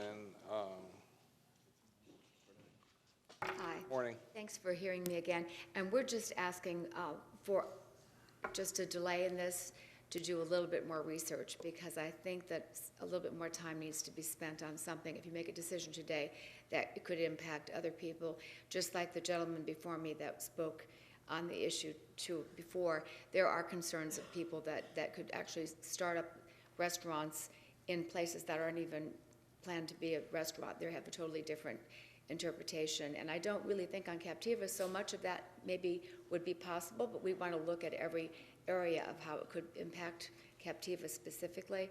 But there are other areas that are in the unincorporated Lee County that they don't have the city of Fort Myers to help, or Cape Coral, city of Cape Coral, et cetera.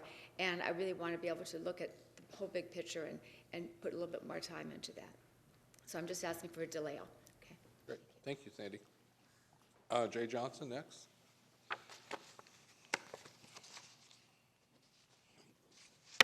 Good morning. You're cooking today, right? All right. In about an hour, so we gotta get this moving, yeah.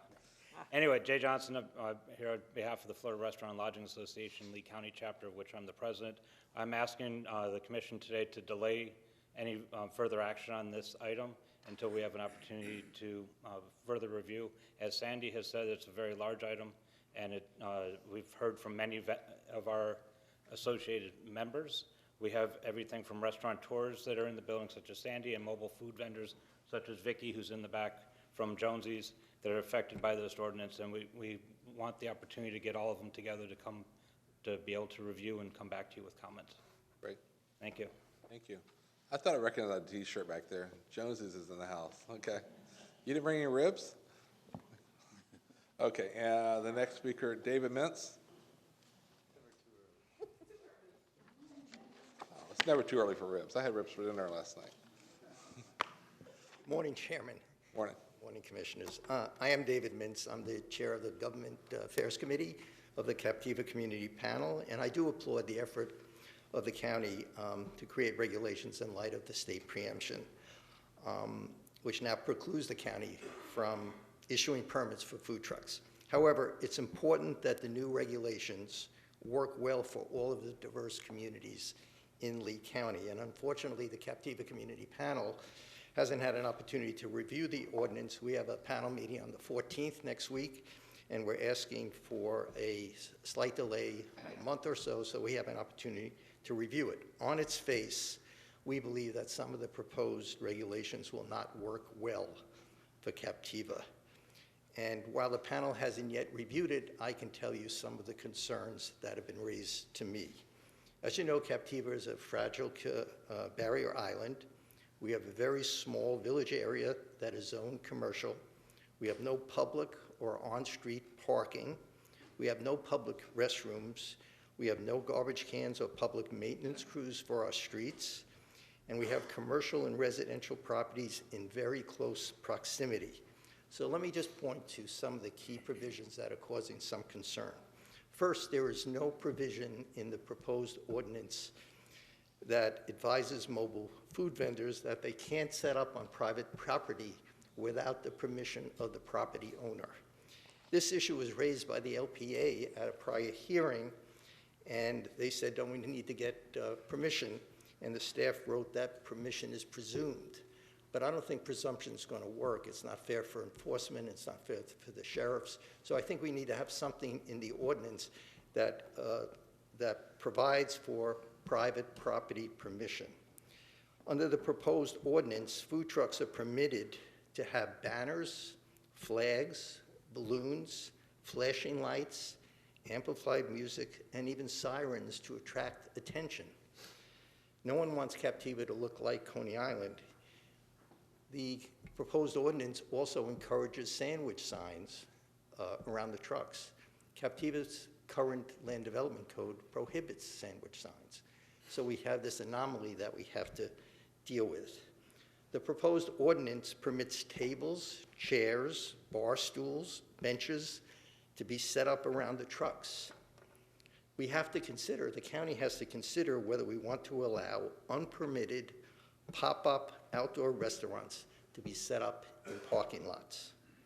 We also might want to look at whether food truck vendors should be subject to fire department inspections when necessary. On Captiva, we have a lot of tourists.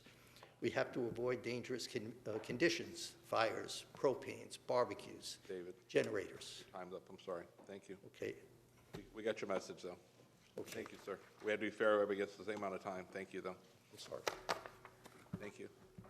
Next speaker is Ramon Amandi. You're good? You already spoke? Okay, thank you, sir.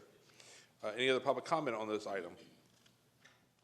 No? I want to come back to the board. Make a motion, we continue this to January 18th. Second. We have a motion, we have a second to January 18th.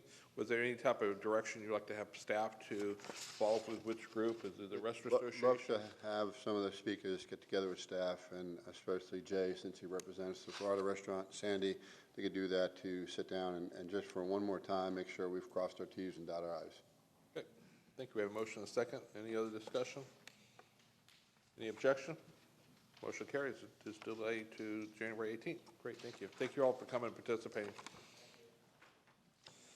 Next, we have walk-on carryovers. We have one item for utilities award grant to Captiva Planning Panel for infrastructure rates analysis. Thank you, Mr. Chair. Would ask Ms. Brady to make the presentation.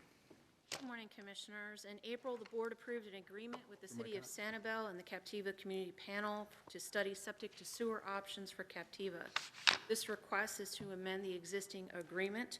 What we're asking for you today is to allow us to create an amendment for execution, add an additional $60,000 to complete an infrastructure and rate analysis, allow the Chair to execute the agreement, and then bring that agreement back to the Board for final execution. Commissioner Wayne? Just for the Commissioner's indulgence, I brought this up last meeting. This has been something that I was very much involved in. The county's been invested in the water quality feasibility studies. The transmission line now just ensures that the waste that's actually going to be transported from Captiva to Sanibel makes sense and the transmission lines are appropriate. Unfortunately, when we gave the original grant, it wasn't adequate enough, and this will make the grant complete, and obviously the study will be completed as well. That's the reason for it, and I'll make the motion that we move forward with this approval. Second. We have a motion, we have a second. Commissioner Mann. Any other discussion? Any public comment on this item? Seeing none, we'll come back to the board. Any objection? No objection, motion carries. Thank you. Thank you. Welcome carries over. We go to commissioner items. Commissioner Mann, would you like any commissioner items? I have some appointments. Okay, Commissioner Hammond, any commissioner items? I do, real quickly. Thank you, Mr. Chairman. Just real quick, I wanted to have an opportunity to talk with you commissioners about the MPO item that we had with the Caloosahatchee Bridge sidewalk. First of all, thank you, Commissioner Mann, for deferring it to the January meeting. I was unable to attend the meeting prior. I was at the FACT Legislative Conference representing the board. So from some of the feedback that I heard, it sounds like some of the municipalities had concerns that the item wasn't explained well, the source of funding wasn't explained well. And basically, my goal was to kind of see what questions I can go and try and get answered between now and the January meeting so that we can keep the item on track. There was a big concern raised that the item was going to die because it wasn't forwarded on at that November MPO meeting. However, in speaking with Roger and L.K. Nandam, our district secretary, they do have a mechanism where they could rescue it. They could piggyback it off of another design contract. Basically, what I think they could have explained better was, so the dollars they found were American Rescue Plan dollars that need to go to a shovel-ready project that can be built quickly. And it also has to be a project on the state highway system. So that right off the bat eliminates a whole lot of projects that would be eligible. When the board on the MPO, when we previously talked about this sidewalk project on the Caloosahatchee Bridge, we said, you know, we don't want it to displace any other projects that are already funded, and we want it to be funded quickly if it's going to be funded, because this bridge may only have another 20 years left to use. So, you know, LK and the folks at FDOT went to work to find that specific mechanism of funding, and that was this. And my big concern would be if this project, if we decide not to allow them to use this money on this project, then this money would probably not be spent in Lee County. And that would be a shame for our residents here, because when you look at the bridge, there certainly is a safety concern there with folks who already try to walk over that bridge without any pedestrian facilities, or ride their bikes over that bridge without any pedestrian facilities. So again, I know it's going to be reviewed at the executive committee meeting in January, and also again at the MPO, and wanted to hear your questions and hopefully get some answers. Not really questions, Commissioner, more of a protocol and a procedure. You know, many years ago, the board wanted to have the executive committee set up in such a mannerism that we would go through and do some heavy due diligence. We'd go through the mannerism and kind of critique things and go through it. I thought it was very odd that this item never came before the executive committee. I thought the presentation could have been much better I talked to the secretary after the fact. What he alluded to and how he explained it to me after the meeting, I thought if that was done in the presentation, and if had the indulgence of the MPO's executive committee to say, yes, we're going forward with it, the surprising part was he wasn't as clear as he would have liked it. So the confusion, I think, in that meeting was, here's $15 million, okay? And you were not there, and everybody wanted to make sure you were there. There was also some confusion, because I did ask if we could have an emergency meeting, because the last thing I wanted to do was not spend money in Lee County. I wanted that clear. And then he assured me that we can get this done in January. We didn't need to have an emergency meeting, because I was all for a half-hour meeting, him to just do a better job explaining to the people in that room where this was, the dollars allocated, how it was. And you're right, he indicated to me there were rescue dollars, but under ARP, and there was only 7 potential highway items, and there were no other items that would be qualified for it. I think if we did that in a very clear, concise way, I don't think there would have been the consternation there was. So I think, you know, those would be my comments for clarity purposes, and I look forward to it in the January meeting. I don't see any reason why I wouldn't be in favor of it, having had the explanation he did for 20 minutes after the meeting, and it wasn't that clear in the meeting, to me at least. And do you need any action today, Commissioner Hammond, on this to support the board's decision? You know, I don't think that would be appropriate, excuse me, Mr. Chairman, because it's an MPO meeting, and I don't think we can bind ourselves on how we vote in an MPO meeting. I understand what you're saying too. Because the MPO's in Sunshine, obviously this is our chance to talk in Sunshine with each other about something that's coming up, and I certainly would appreciate if all 5 of us could support this item going forward into the MPO. It's something that I think is a critical project for Lee County, and that's why I because we can't talk in the office, wanted to have a chance to talk with you out here. So maybe a consensus, then consensus?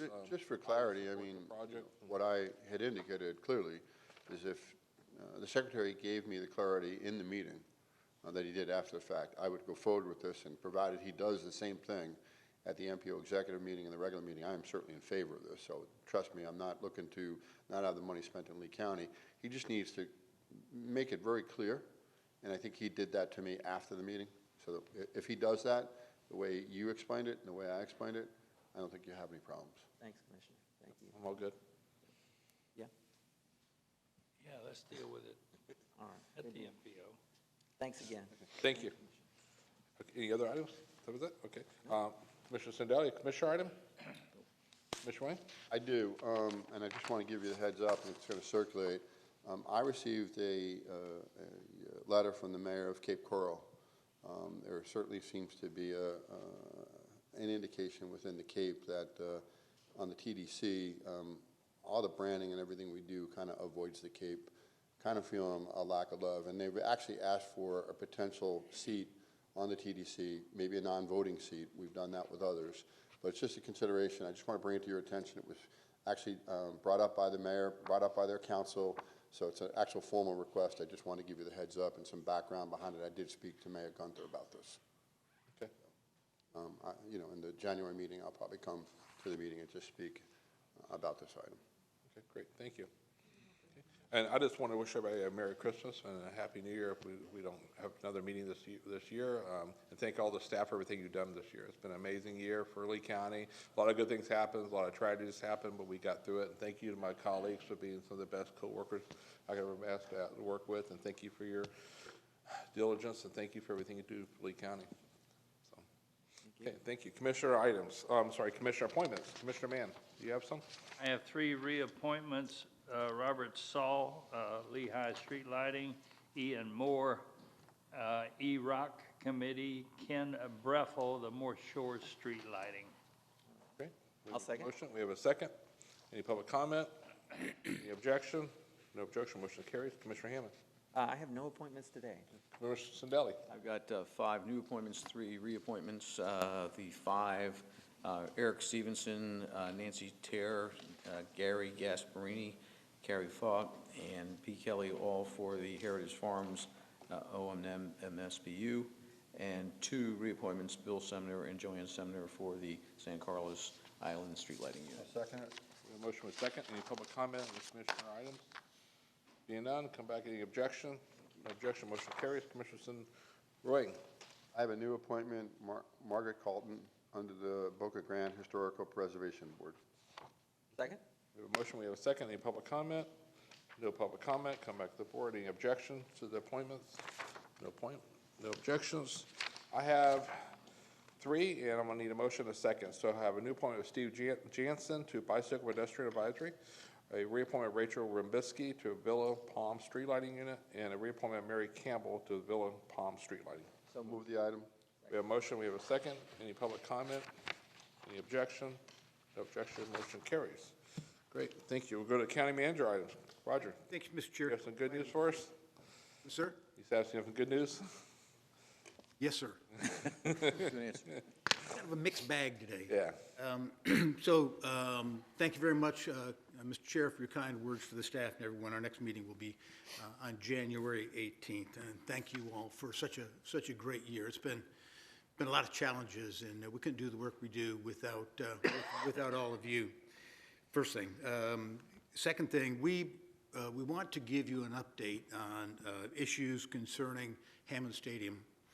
As you know, we do annual structural reviews of those facilities, and we've been working on more than one occasion to fix some issues after construction that were cosmetic, some that had the potential to be structural in nature, but we make sure that we're always have an eye on the structural integrity of those stadiums. Well, spring training is just around the corner, which is, it's this time of year we all start thinking about that, and the stadiums look, of course, pristine. However, we've been investigating an issue over at Hammond Stadium with regard to the decking, what is commonly referred to as the boardwalk.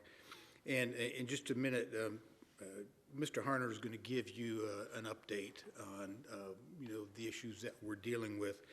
But what I want to tell you is a couple things. First is, we commit to you absolute transparency and disclosure on whatever we find.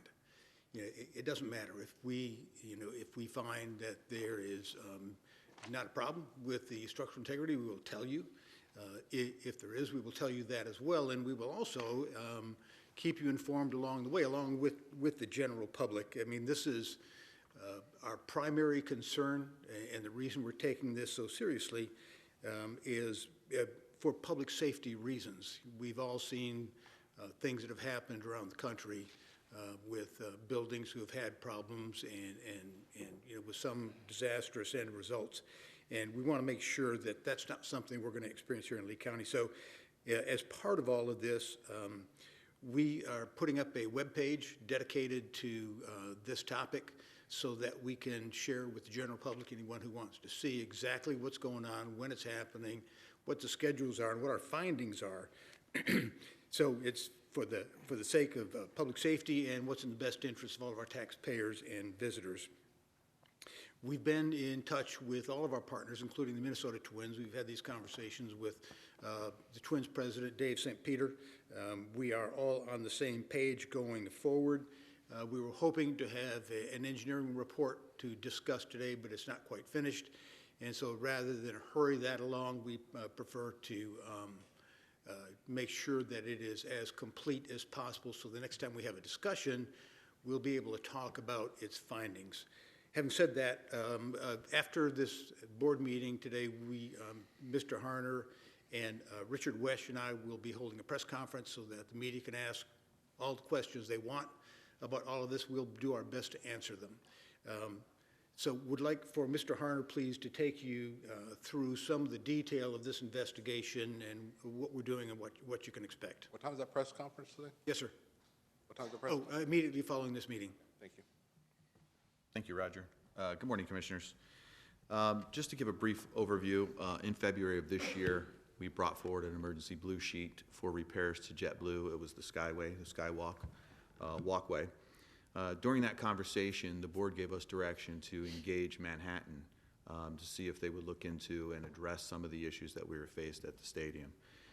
Following that, we began discussions with Manhattan, but also we also started to talk about CenturyLink because we had specific issues there. All that culminated into an agreement that we brought forward to the board in September of this year. With Manhattan, the goal there was for them to fix any construction-related issues at both facilities. We also agreed that they would hire a structural engineer to review both of the facilities, as well as for us to hire a structural engineer to peer review the work that was performed by Manhattan and their engineer. We also agreed to meet twice a month for a status update on both the facilities. So real quickly, I'd like to give you an update on both of those facilities. With JetBlue, there are no major structural issues. We are currently working, or Manhattan is currently working on the trusses. They have sandblasted all the trusses. They will begin coating those trusses on the 20th, and it's a multi-process, so it's a number of layers of coats of paint that they have to put on the trusses. Then that'll take about 4 weeks. They'll be done sometime in January. So JetBlue will be done at that time, and there are no other issues associated with it. We are still involved in a structural review, structural analysis, or a structural engineering review of CenturyLink, as well as a peer review. So that's happening at the same time. As Roger said, we did not want to rush the engineers. We wanted them to take their time and provide us the data. I would like to say that Manhattan has been a very good partner in this process. Also, when we talk about partnership, the partnership expands beyond Manhattan. It's all the partners that help design and construct both of the facilities. They are now involved in discussions with us when we talk about CenturyLink and the issues that we have to address. Out of abundance of caution, and after talking and conferring with our engineers, that's ours and Manhattan's, and including Manhattan in the conversation, the Twins as well, we have closed the boardwalk. This is out of abundance of caution. We don't know what the ultimate outcome will be. We expect that peer review and the report here in the next few weeks. What's important to understand is, again, that all our partners are at the table. They are talking to us. They are providing information. That's the original architect, the original structural engineer, as well as our people. So the goal will be, once we receive the report and the peer review, we'll be meeting with all our partners to review what the scope of the damage, if there is any, what the scope of that is, what the outcome will be, and ultimately what that solution will be. Again, as Roger stated, with the utmost importance of safety to our community. So that's where we are right now. Okay, great. Any discussion from the board? Questions? If I could, when you do the press conference today, if you could provide, obviously you have the information already prepared, to make sure I know the media will print what they want to a certain point, but make sure you articulate that it's not Lee County tax dollars being used for this, or was used to build the parks originally. They were approved in, I think, 2008 and 2000 November 12, actually. I remember sitting in the audience asking them not to vote for the second one for the Twins, but they did anyway. Make sure they understand the bad tax dollars use that and the collection for that money. And there is some insurance money also under the current Twin Stadium that can be recovered if needed to be. Commissioners, Mr. Chair, we don't have the answer to that question just yet, but you can be assured that we will pursue all avenues available to us. Okay, great. Thank you. Any other questions or comments? No, I'd just like to make a comment. I think anytime we have these large public venues, public safety, as you said, is a primary concern. So thank you for the due diligence in advance. I'm looking forward to see what the outcome is eventually, but those are important venues for people and for entertainment. Thank you. And Commissioners, we would like the public to know too that spring training is on. The teams will be coming into town here shortly. This review will likely affect the number of tickets we can sell at Hammond Stadium, but under no circumstance that we can identify now is this going to adversely affect spring training. It's on.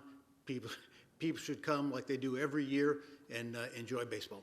Great. Well, the bed tax numbers have been up this year. It's an unbelievable year for that. So yes, sir. That's a good thing. Okay. Do you have anything else? December 23rd? Commissioners, this afternoon at 1:30, we have your final workshop of the year on LDC amendments. Great. Workshop. Were you going to bring up something about the meeting on December 23rd? No? Okay. Mr. Chairman. Nope. Okay. Roger, I thought it was last night on TV, I heard that Major League Baseball owners had thrown their players out, and there was some question about Commissioners, that spring training. Has nothing to do with what you were just describing, but no, sir. There's a dispute between the players and ownership right now, and there is a lockout in place. Nobody threw anyone out. There is a lockout, and in conversation with Dave St. Peter, he believes that will be resolved in advance of spring training. But at any rate, there's no risk of us losing spring training because of the things you're talking about and working on. That's correct. Okay, great. We find somebody else to blame if it doesn't happen. Yeah. With Frank on third base. So we don't have to. Yeah, Commissioner, I'm sorry, you mentioned this, another meeting in December. Today is the final meeting of the year, and you will reconvene on January 18th. Okay, so do we need a consensus or vote for that for that date being changed? Just consensus is fine. If you'd like to take a formal vote, that's okay as well. I requested the meeting on December, I think the 22nd or 23rd was we'll just reconvene in. It is December 21 and January 4. Yeah, okay. Everybody good with that? Good. Anything comes out? Okay, great, thank you. County Attorney. Nothing further, Mr. Chairman. Thank you. Okay, thank you.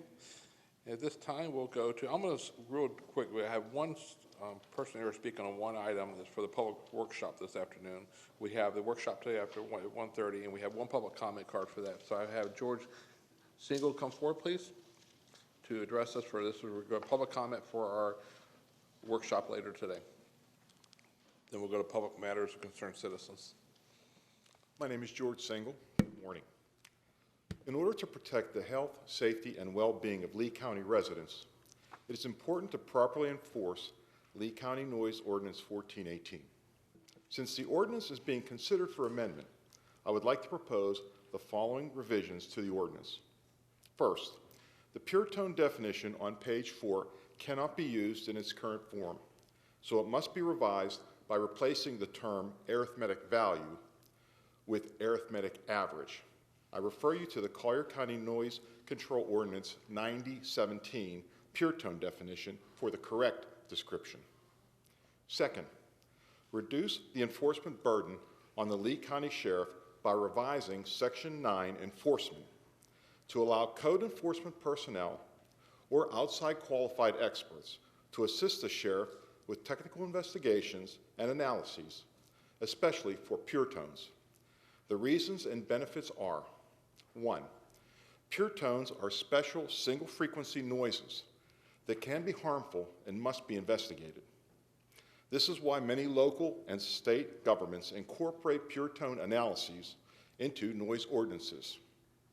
2, pure tone analyses are technical in nature and are not being done for all noise complaints in Lee County, such as the current noise problem at Wild Blue, Vista Blue, and Corkscrew Shores. However, pure tone analyses could be done if technically trained Lee County personnel or outside certified experts were permitted to assist. And 3, the Sheriff's Office has more important duties than responding to noise complaints, such as criminal investigations and traffic safety. I refer you to Collier County Noise Control Ordinance 9017, Fort Myers Beach Noise Ordinance 15-1, and Cape Coral Noise Ordinance 2919 for examples of additional personnel who are authorized to enforce noise ordinances. Thank you for your time and consideration. Thank you, George. Okay, this time we'll have any other public comment on the workshop. We'll close public comment on the workshop. Now we'll go to public comment on matters concerning citizens, items not on the agenda, and everybody has 3 minutes. There's no clapping, no applauding, and when the light turns red, your time will be ended. First speaker is Jasmine Miller. After Jasmine, we have Willie Schottmiller.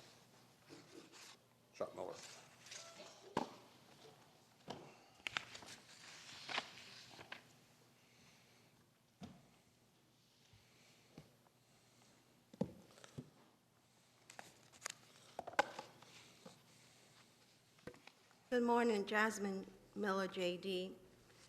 I'd like to quote a scripture, a passage from the Bible, Isaiah 54. The sovereign Lord Jehovah has given me the tongue of those taught, so that I may know how to answer the tired one with the right word. He awakens me morning by morning. He awakens my ear to listen. The taught one. The taught one here are you gentlemen that sits in front of us. You must read the law books, all of them. And the first one is a Bible. So you can answer to the tired ones. Who are the tired ones? The citizens here that put you there. And the most tired ones are the homeless people. Yes, we are tired. We want to come out of the cold. Last year, I slept in the cold, yes, with the help of a blanket from the Red Cross. Please get those blankets again. The one from the Red Cross with the cross on it. That's the only thing that keeps us warm. In the meantime, I beg you to open up the stadium, the one you gave back to the city. Yes. Open it up for the cold station. The tired ones do not want to hear from you anymore. The triage. No, we need options. Shelter us. They're coming in from the cold, you know where? From all over the country. Children, old people, young and old, please help them. Babies too. They're here already and the winter's not. Please help them. And I pray that Jehovah will bless you. He started to. That money that you have from the rescue mission, I used to walk miles asking them to send us money. He did. And Jehovah bless you. Thank you. Willie Joe Schottmiller, and after that, Val Gary.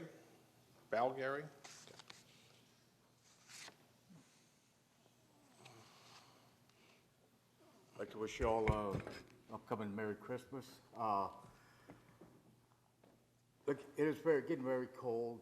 The stadium is a resource that could be utilized along with monies. I think a continuum of care of all the nonprofits together going for that money and investing in rentals that could be utilized. There's affordable housing. There's so many places up for sale. You got an apartment place on Fowler that some of the people live at. They're paying $800 a month, okay? And kicking in the proceeds into affordable housing that to come in through the rents. So we're asking you for grant money, or we're asking that the county get with the nonprofits. I'm going to be taking off from here and going setting up to feed at City Gate, sticking up some tables and then going to St. Martin's to help them. We got food, we got clothing that people give. We need shelter. and using the money that comes in, rotating it back to the nonprofits that feed and clothe and into housing.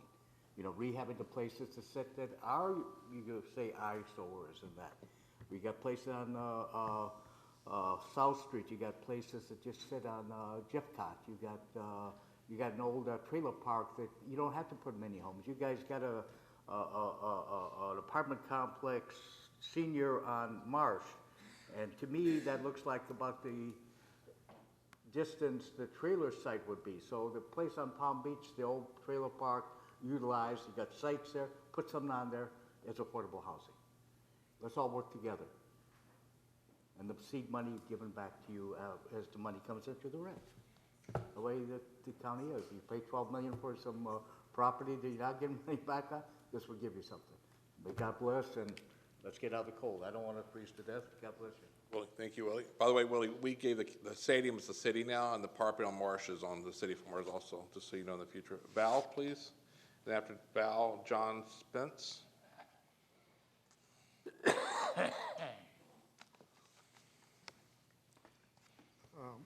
Morning, commissioners, ladies and gentlemen who are in this auditorium, for those who are watching us online on TV or maybe listening on radio. Thank you for your time and the opportunity that you guys are giving us. And for me to speak before you, I really appreciate it. I got a word from Ecclesiastes chapter 3, verse 8. It says, a time for war and a time for peace. You know, we're being into different challenges with, the pandemic, the financial situation, the homeless situation that you guys are facing, and it's on and on and on. We're still suffering the consequences since last year. And the reason why I'm here is because I'm homeless. I've been here for 3 years in this beautiful town. 4 years. It's a blessing, and I just praise the Lord and thank you for each one of you guys that you contribute to help the homeless community, the community centers, for my rescue mission, Salvation Army. It's a long list of people that donate, volunteers in time, and works hard for us. It's a blessing, you know. I'm still alive because of the hard work and the sacrifice that you are doing for each one of us. As you hear before, when Jasmine took the podium, the homeless community living on the streets is growing really fast. The reason why, because the weather. It's a nice area, beautiful beaches, beautiful cities, beautiful places, and we have I'm sure that none of the homeless in this area goes on bed without food in their stomach. We have health services, but the services are being limited. The community centers in North Fort Myers, we saw a picture on the screen. Thank you for the hard work on the playground. They have offered us lockers and showers from 7 in the morning to 7 p.m., but they're going to be closed down from December 12 until next year. Salvation Army only offers showers between 8 and 11:30. Rescue Mission, they're been on and off because of the pandemic, and they're been in quarantine. So I will to take you encouragement to extend the hours for those who are living on the streets. I have 10 seconds. On behalf of the homeless community, we wish you, like I said before, on this time of peace, that the Lord Jesus Christ will be the peace of your life, with your family, with your loved ones. And on behalf of, from all of us, we wish you beautiful holidays and Happy New Year. Thank you for your time. Thank you. Next speaker, John Spence, and after that, Ron Edenfield.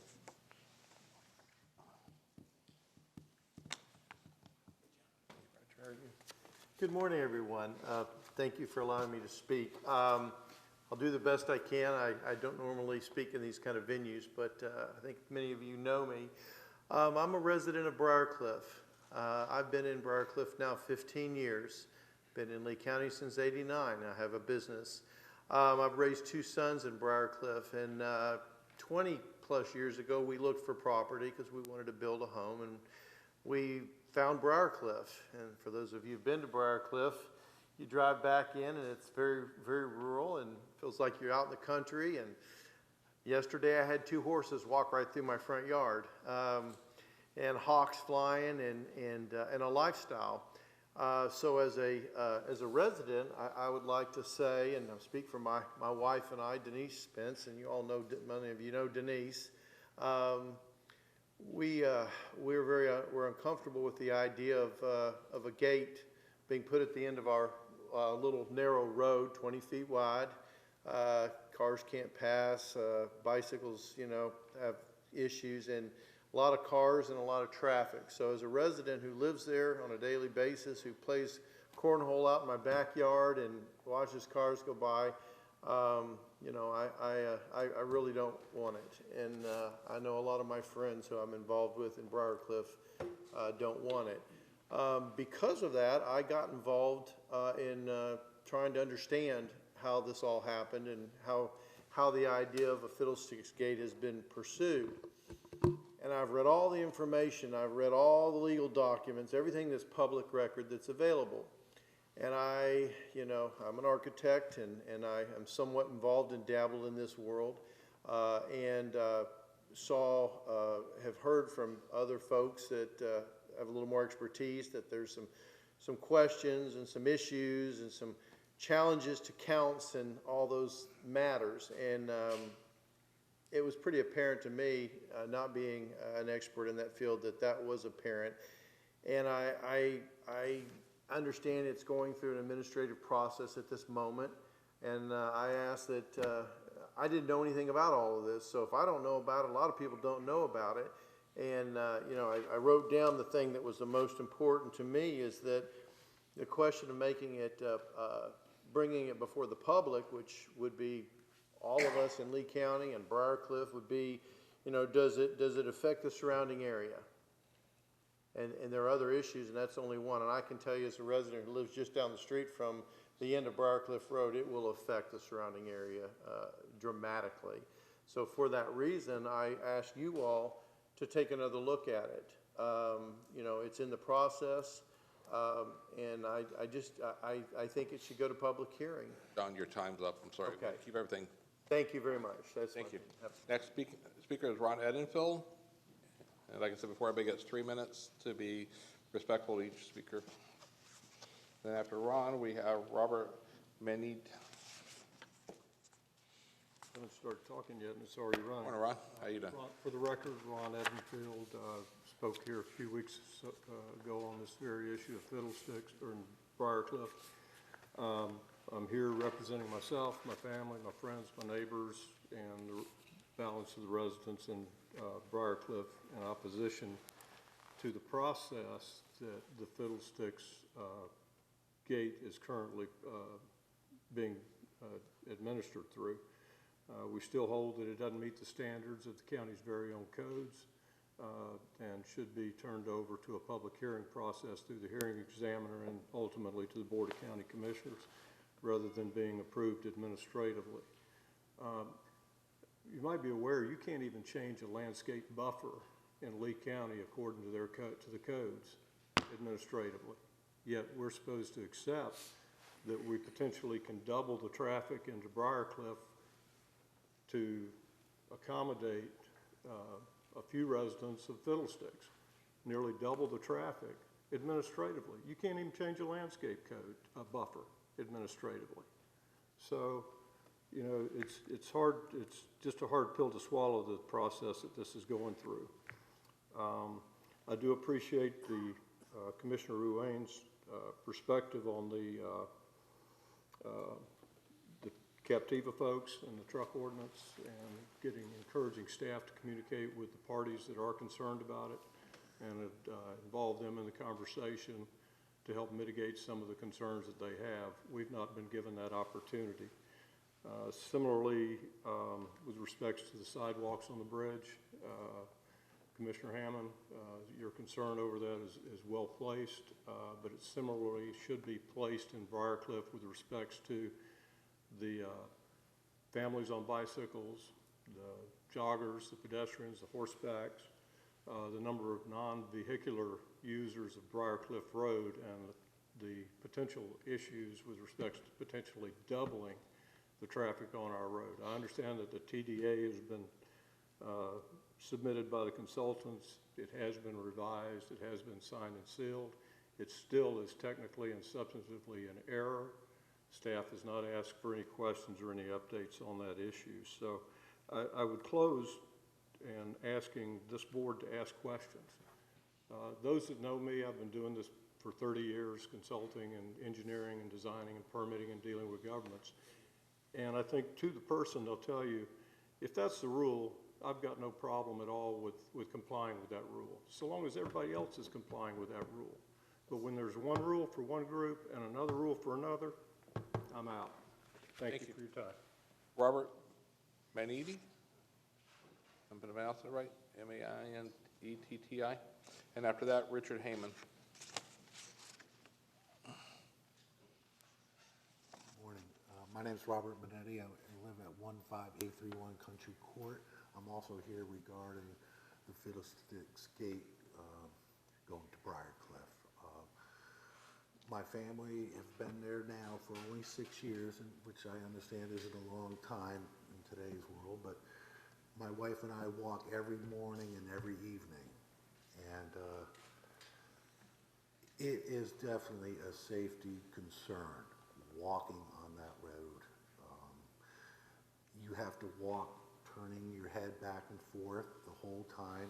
If you hear a car or something, there's water that passes on both sides of the road so that there's a gully in there. So you can't just jump off the side of the road and allow these cars to go by. You have to walk right on the edge. And I feel that that's a major concern, is public safety. 600 homes are going to affect 600 homes. I don't understand how that could possibly be a good way to go. And to update our road at the cost of Lee County taxpayers, including myself being a taxpayer, to spend this money to update this road, I just can't believe that there's not a better way to spend tax money than to just help 600 but harm 600 people. So my concern absolutely is safety. There's lots of families that live in this area that have children, the bus stops. I invite you to just come out and just go to the end of the road where they're proposing to put this gate and just walk a short distance. That's all I ask. Just walk a short distance on this road and you tell me whether you feel that you feel safe. I understand this road is to be considered a collector. I'm not quite sure what that definition is considered, but that road is very narrow and not a lot of room, and certainly not enough room for you to walk on that road and have a pickup truck with mirrors on the side of it pass by you.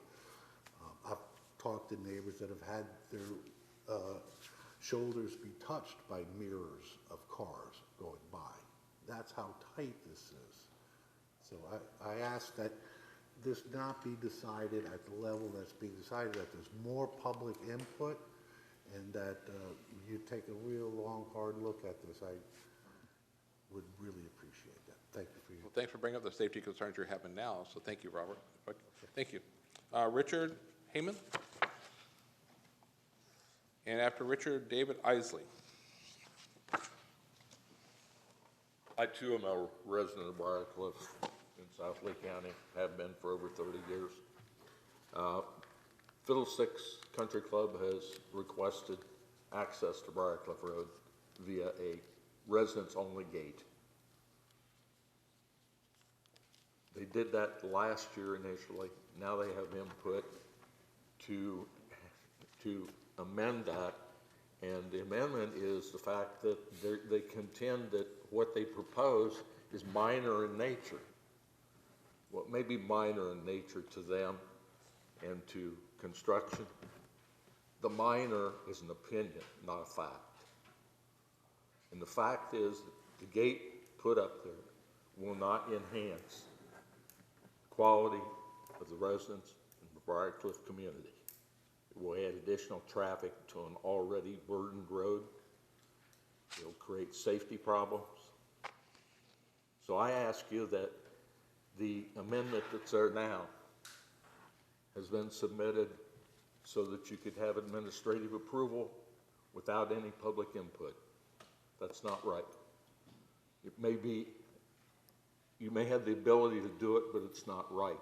It's not right to give 600 plus residents, 600 plus people more access in Briarcliff without having their input as to this proposed construction. Thank you. Thank you. Next speaker, David Isley.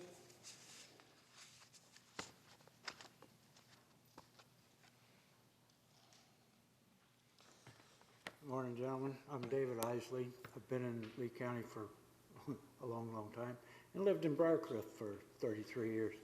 I recognize that this is not before the board to be considered at this point. However, we do believe that it's important that this administrative decision-making process be looked at a little closer on this particular issue. Number one, there are approximately 600 residential units in Briarcliff, and there are approximately 600 residential units in Fiddlesticks, residential and members, outside members. For Fiddlesticks to be able to open that gate without even giving notice to anyone that lives in Briarcliff, not even allowing us to be part of the decision-making process, is kind of incredible. So all we're asking for here is allow the staff to communicate with us regarding the issues, or bring it to public hearing in front of the board, because there are issues that we believe are not being represented fairly in Fiddlesticks' application. I question the reasonableness of some of their assertions, and I'm speaking on behalf of myself. I'm not an expert in traffic, but I really find it difficult to believe that, given the situation on Daniels Road, very few residents of Fiddlesticks are going to utilize Briarcliff Road. I find that a little difficult to swallow. Their assertion is 30% of their residents is all that's going to use it.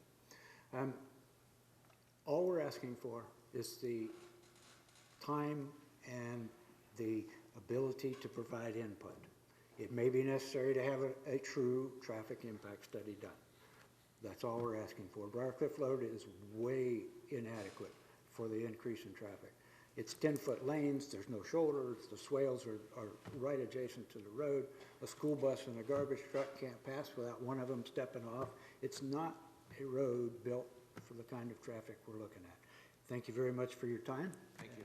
We look forward to hearing from you. Thank you. Any other public comment? Okay, we'll close public comment, and I just want to say, just for the county attorney, just for clarification for everybody's transparency, everybody came down here today, thank you. I have a question for the county attorney. I already asked this privately with the county attorney about this issue that keeps coming up.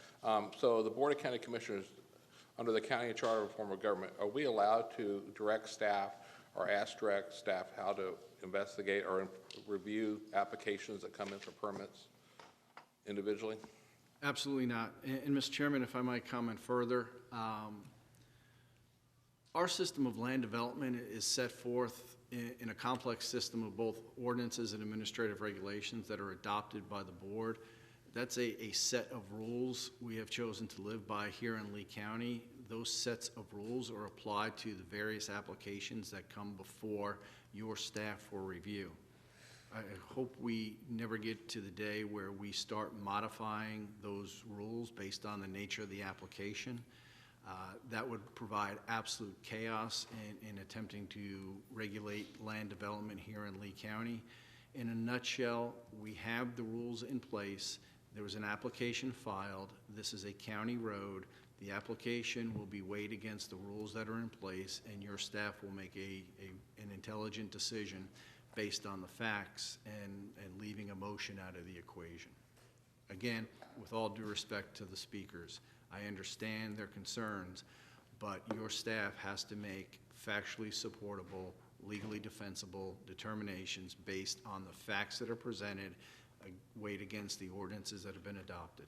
If you look at the big scope picture, even when we do zoning, we don't get involved with the developments. For example, entrance, egresses, entrances out of communities. When we develop a whole community, we just approve the land use, and then the part of the development as far as where the entrances go and come, we're not involved with that process either, nor do we have a vote on that process, do we?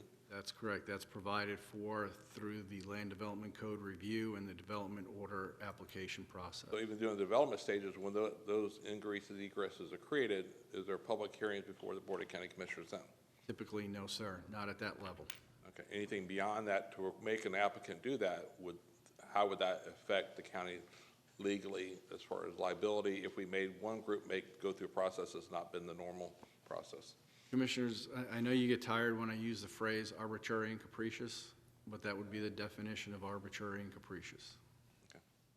Just asking, so I asked the question, and the only thing I was asked the county staff to please review the process. I know they're doing a good job, make sure everything's done properly, everything's sealed, stamped, done, correct before it's submitted.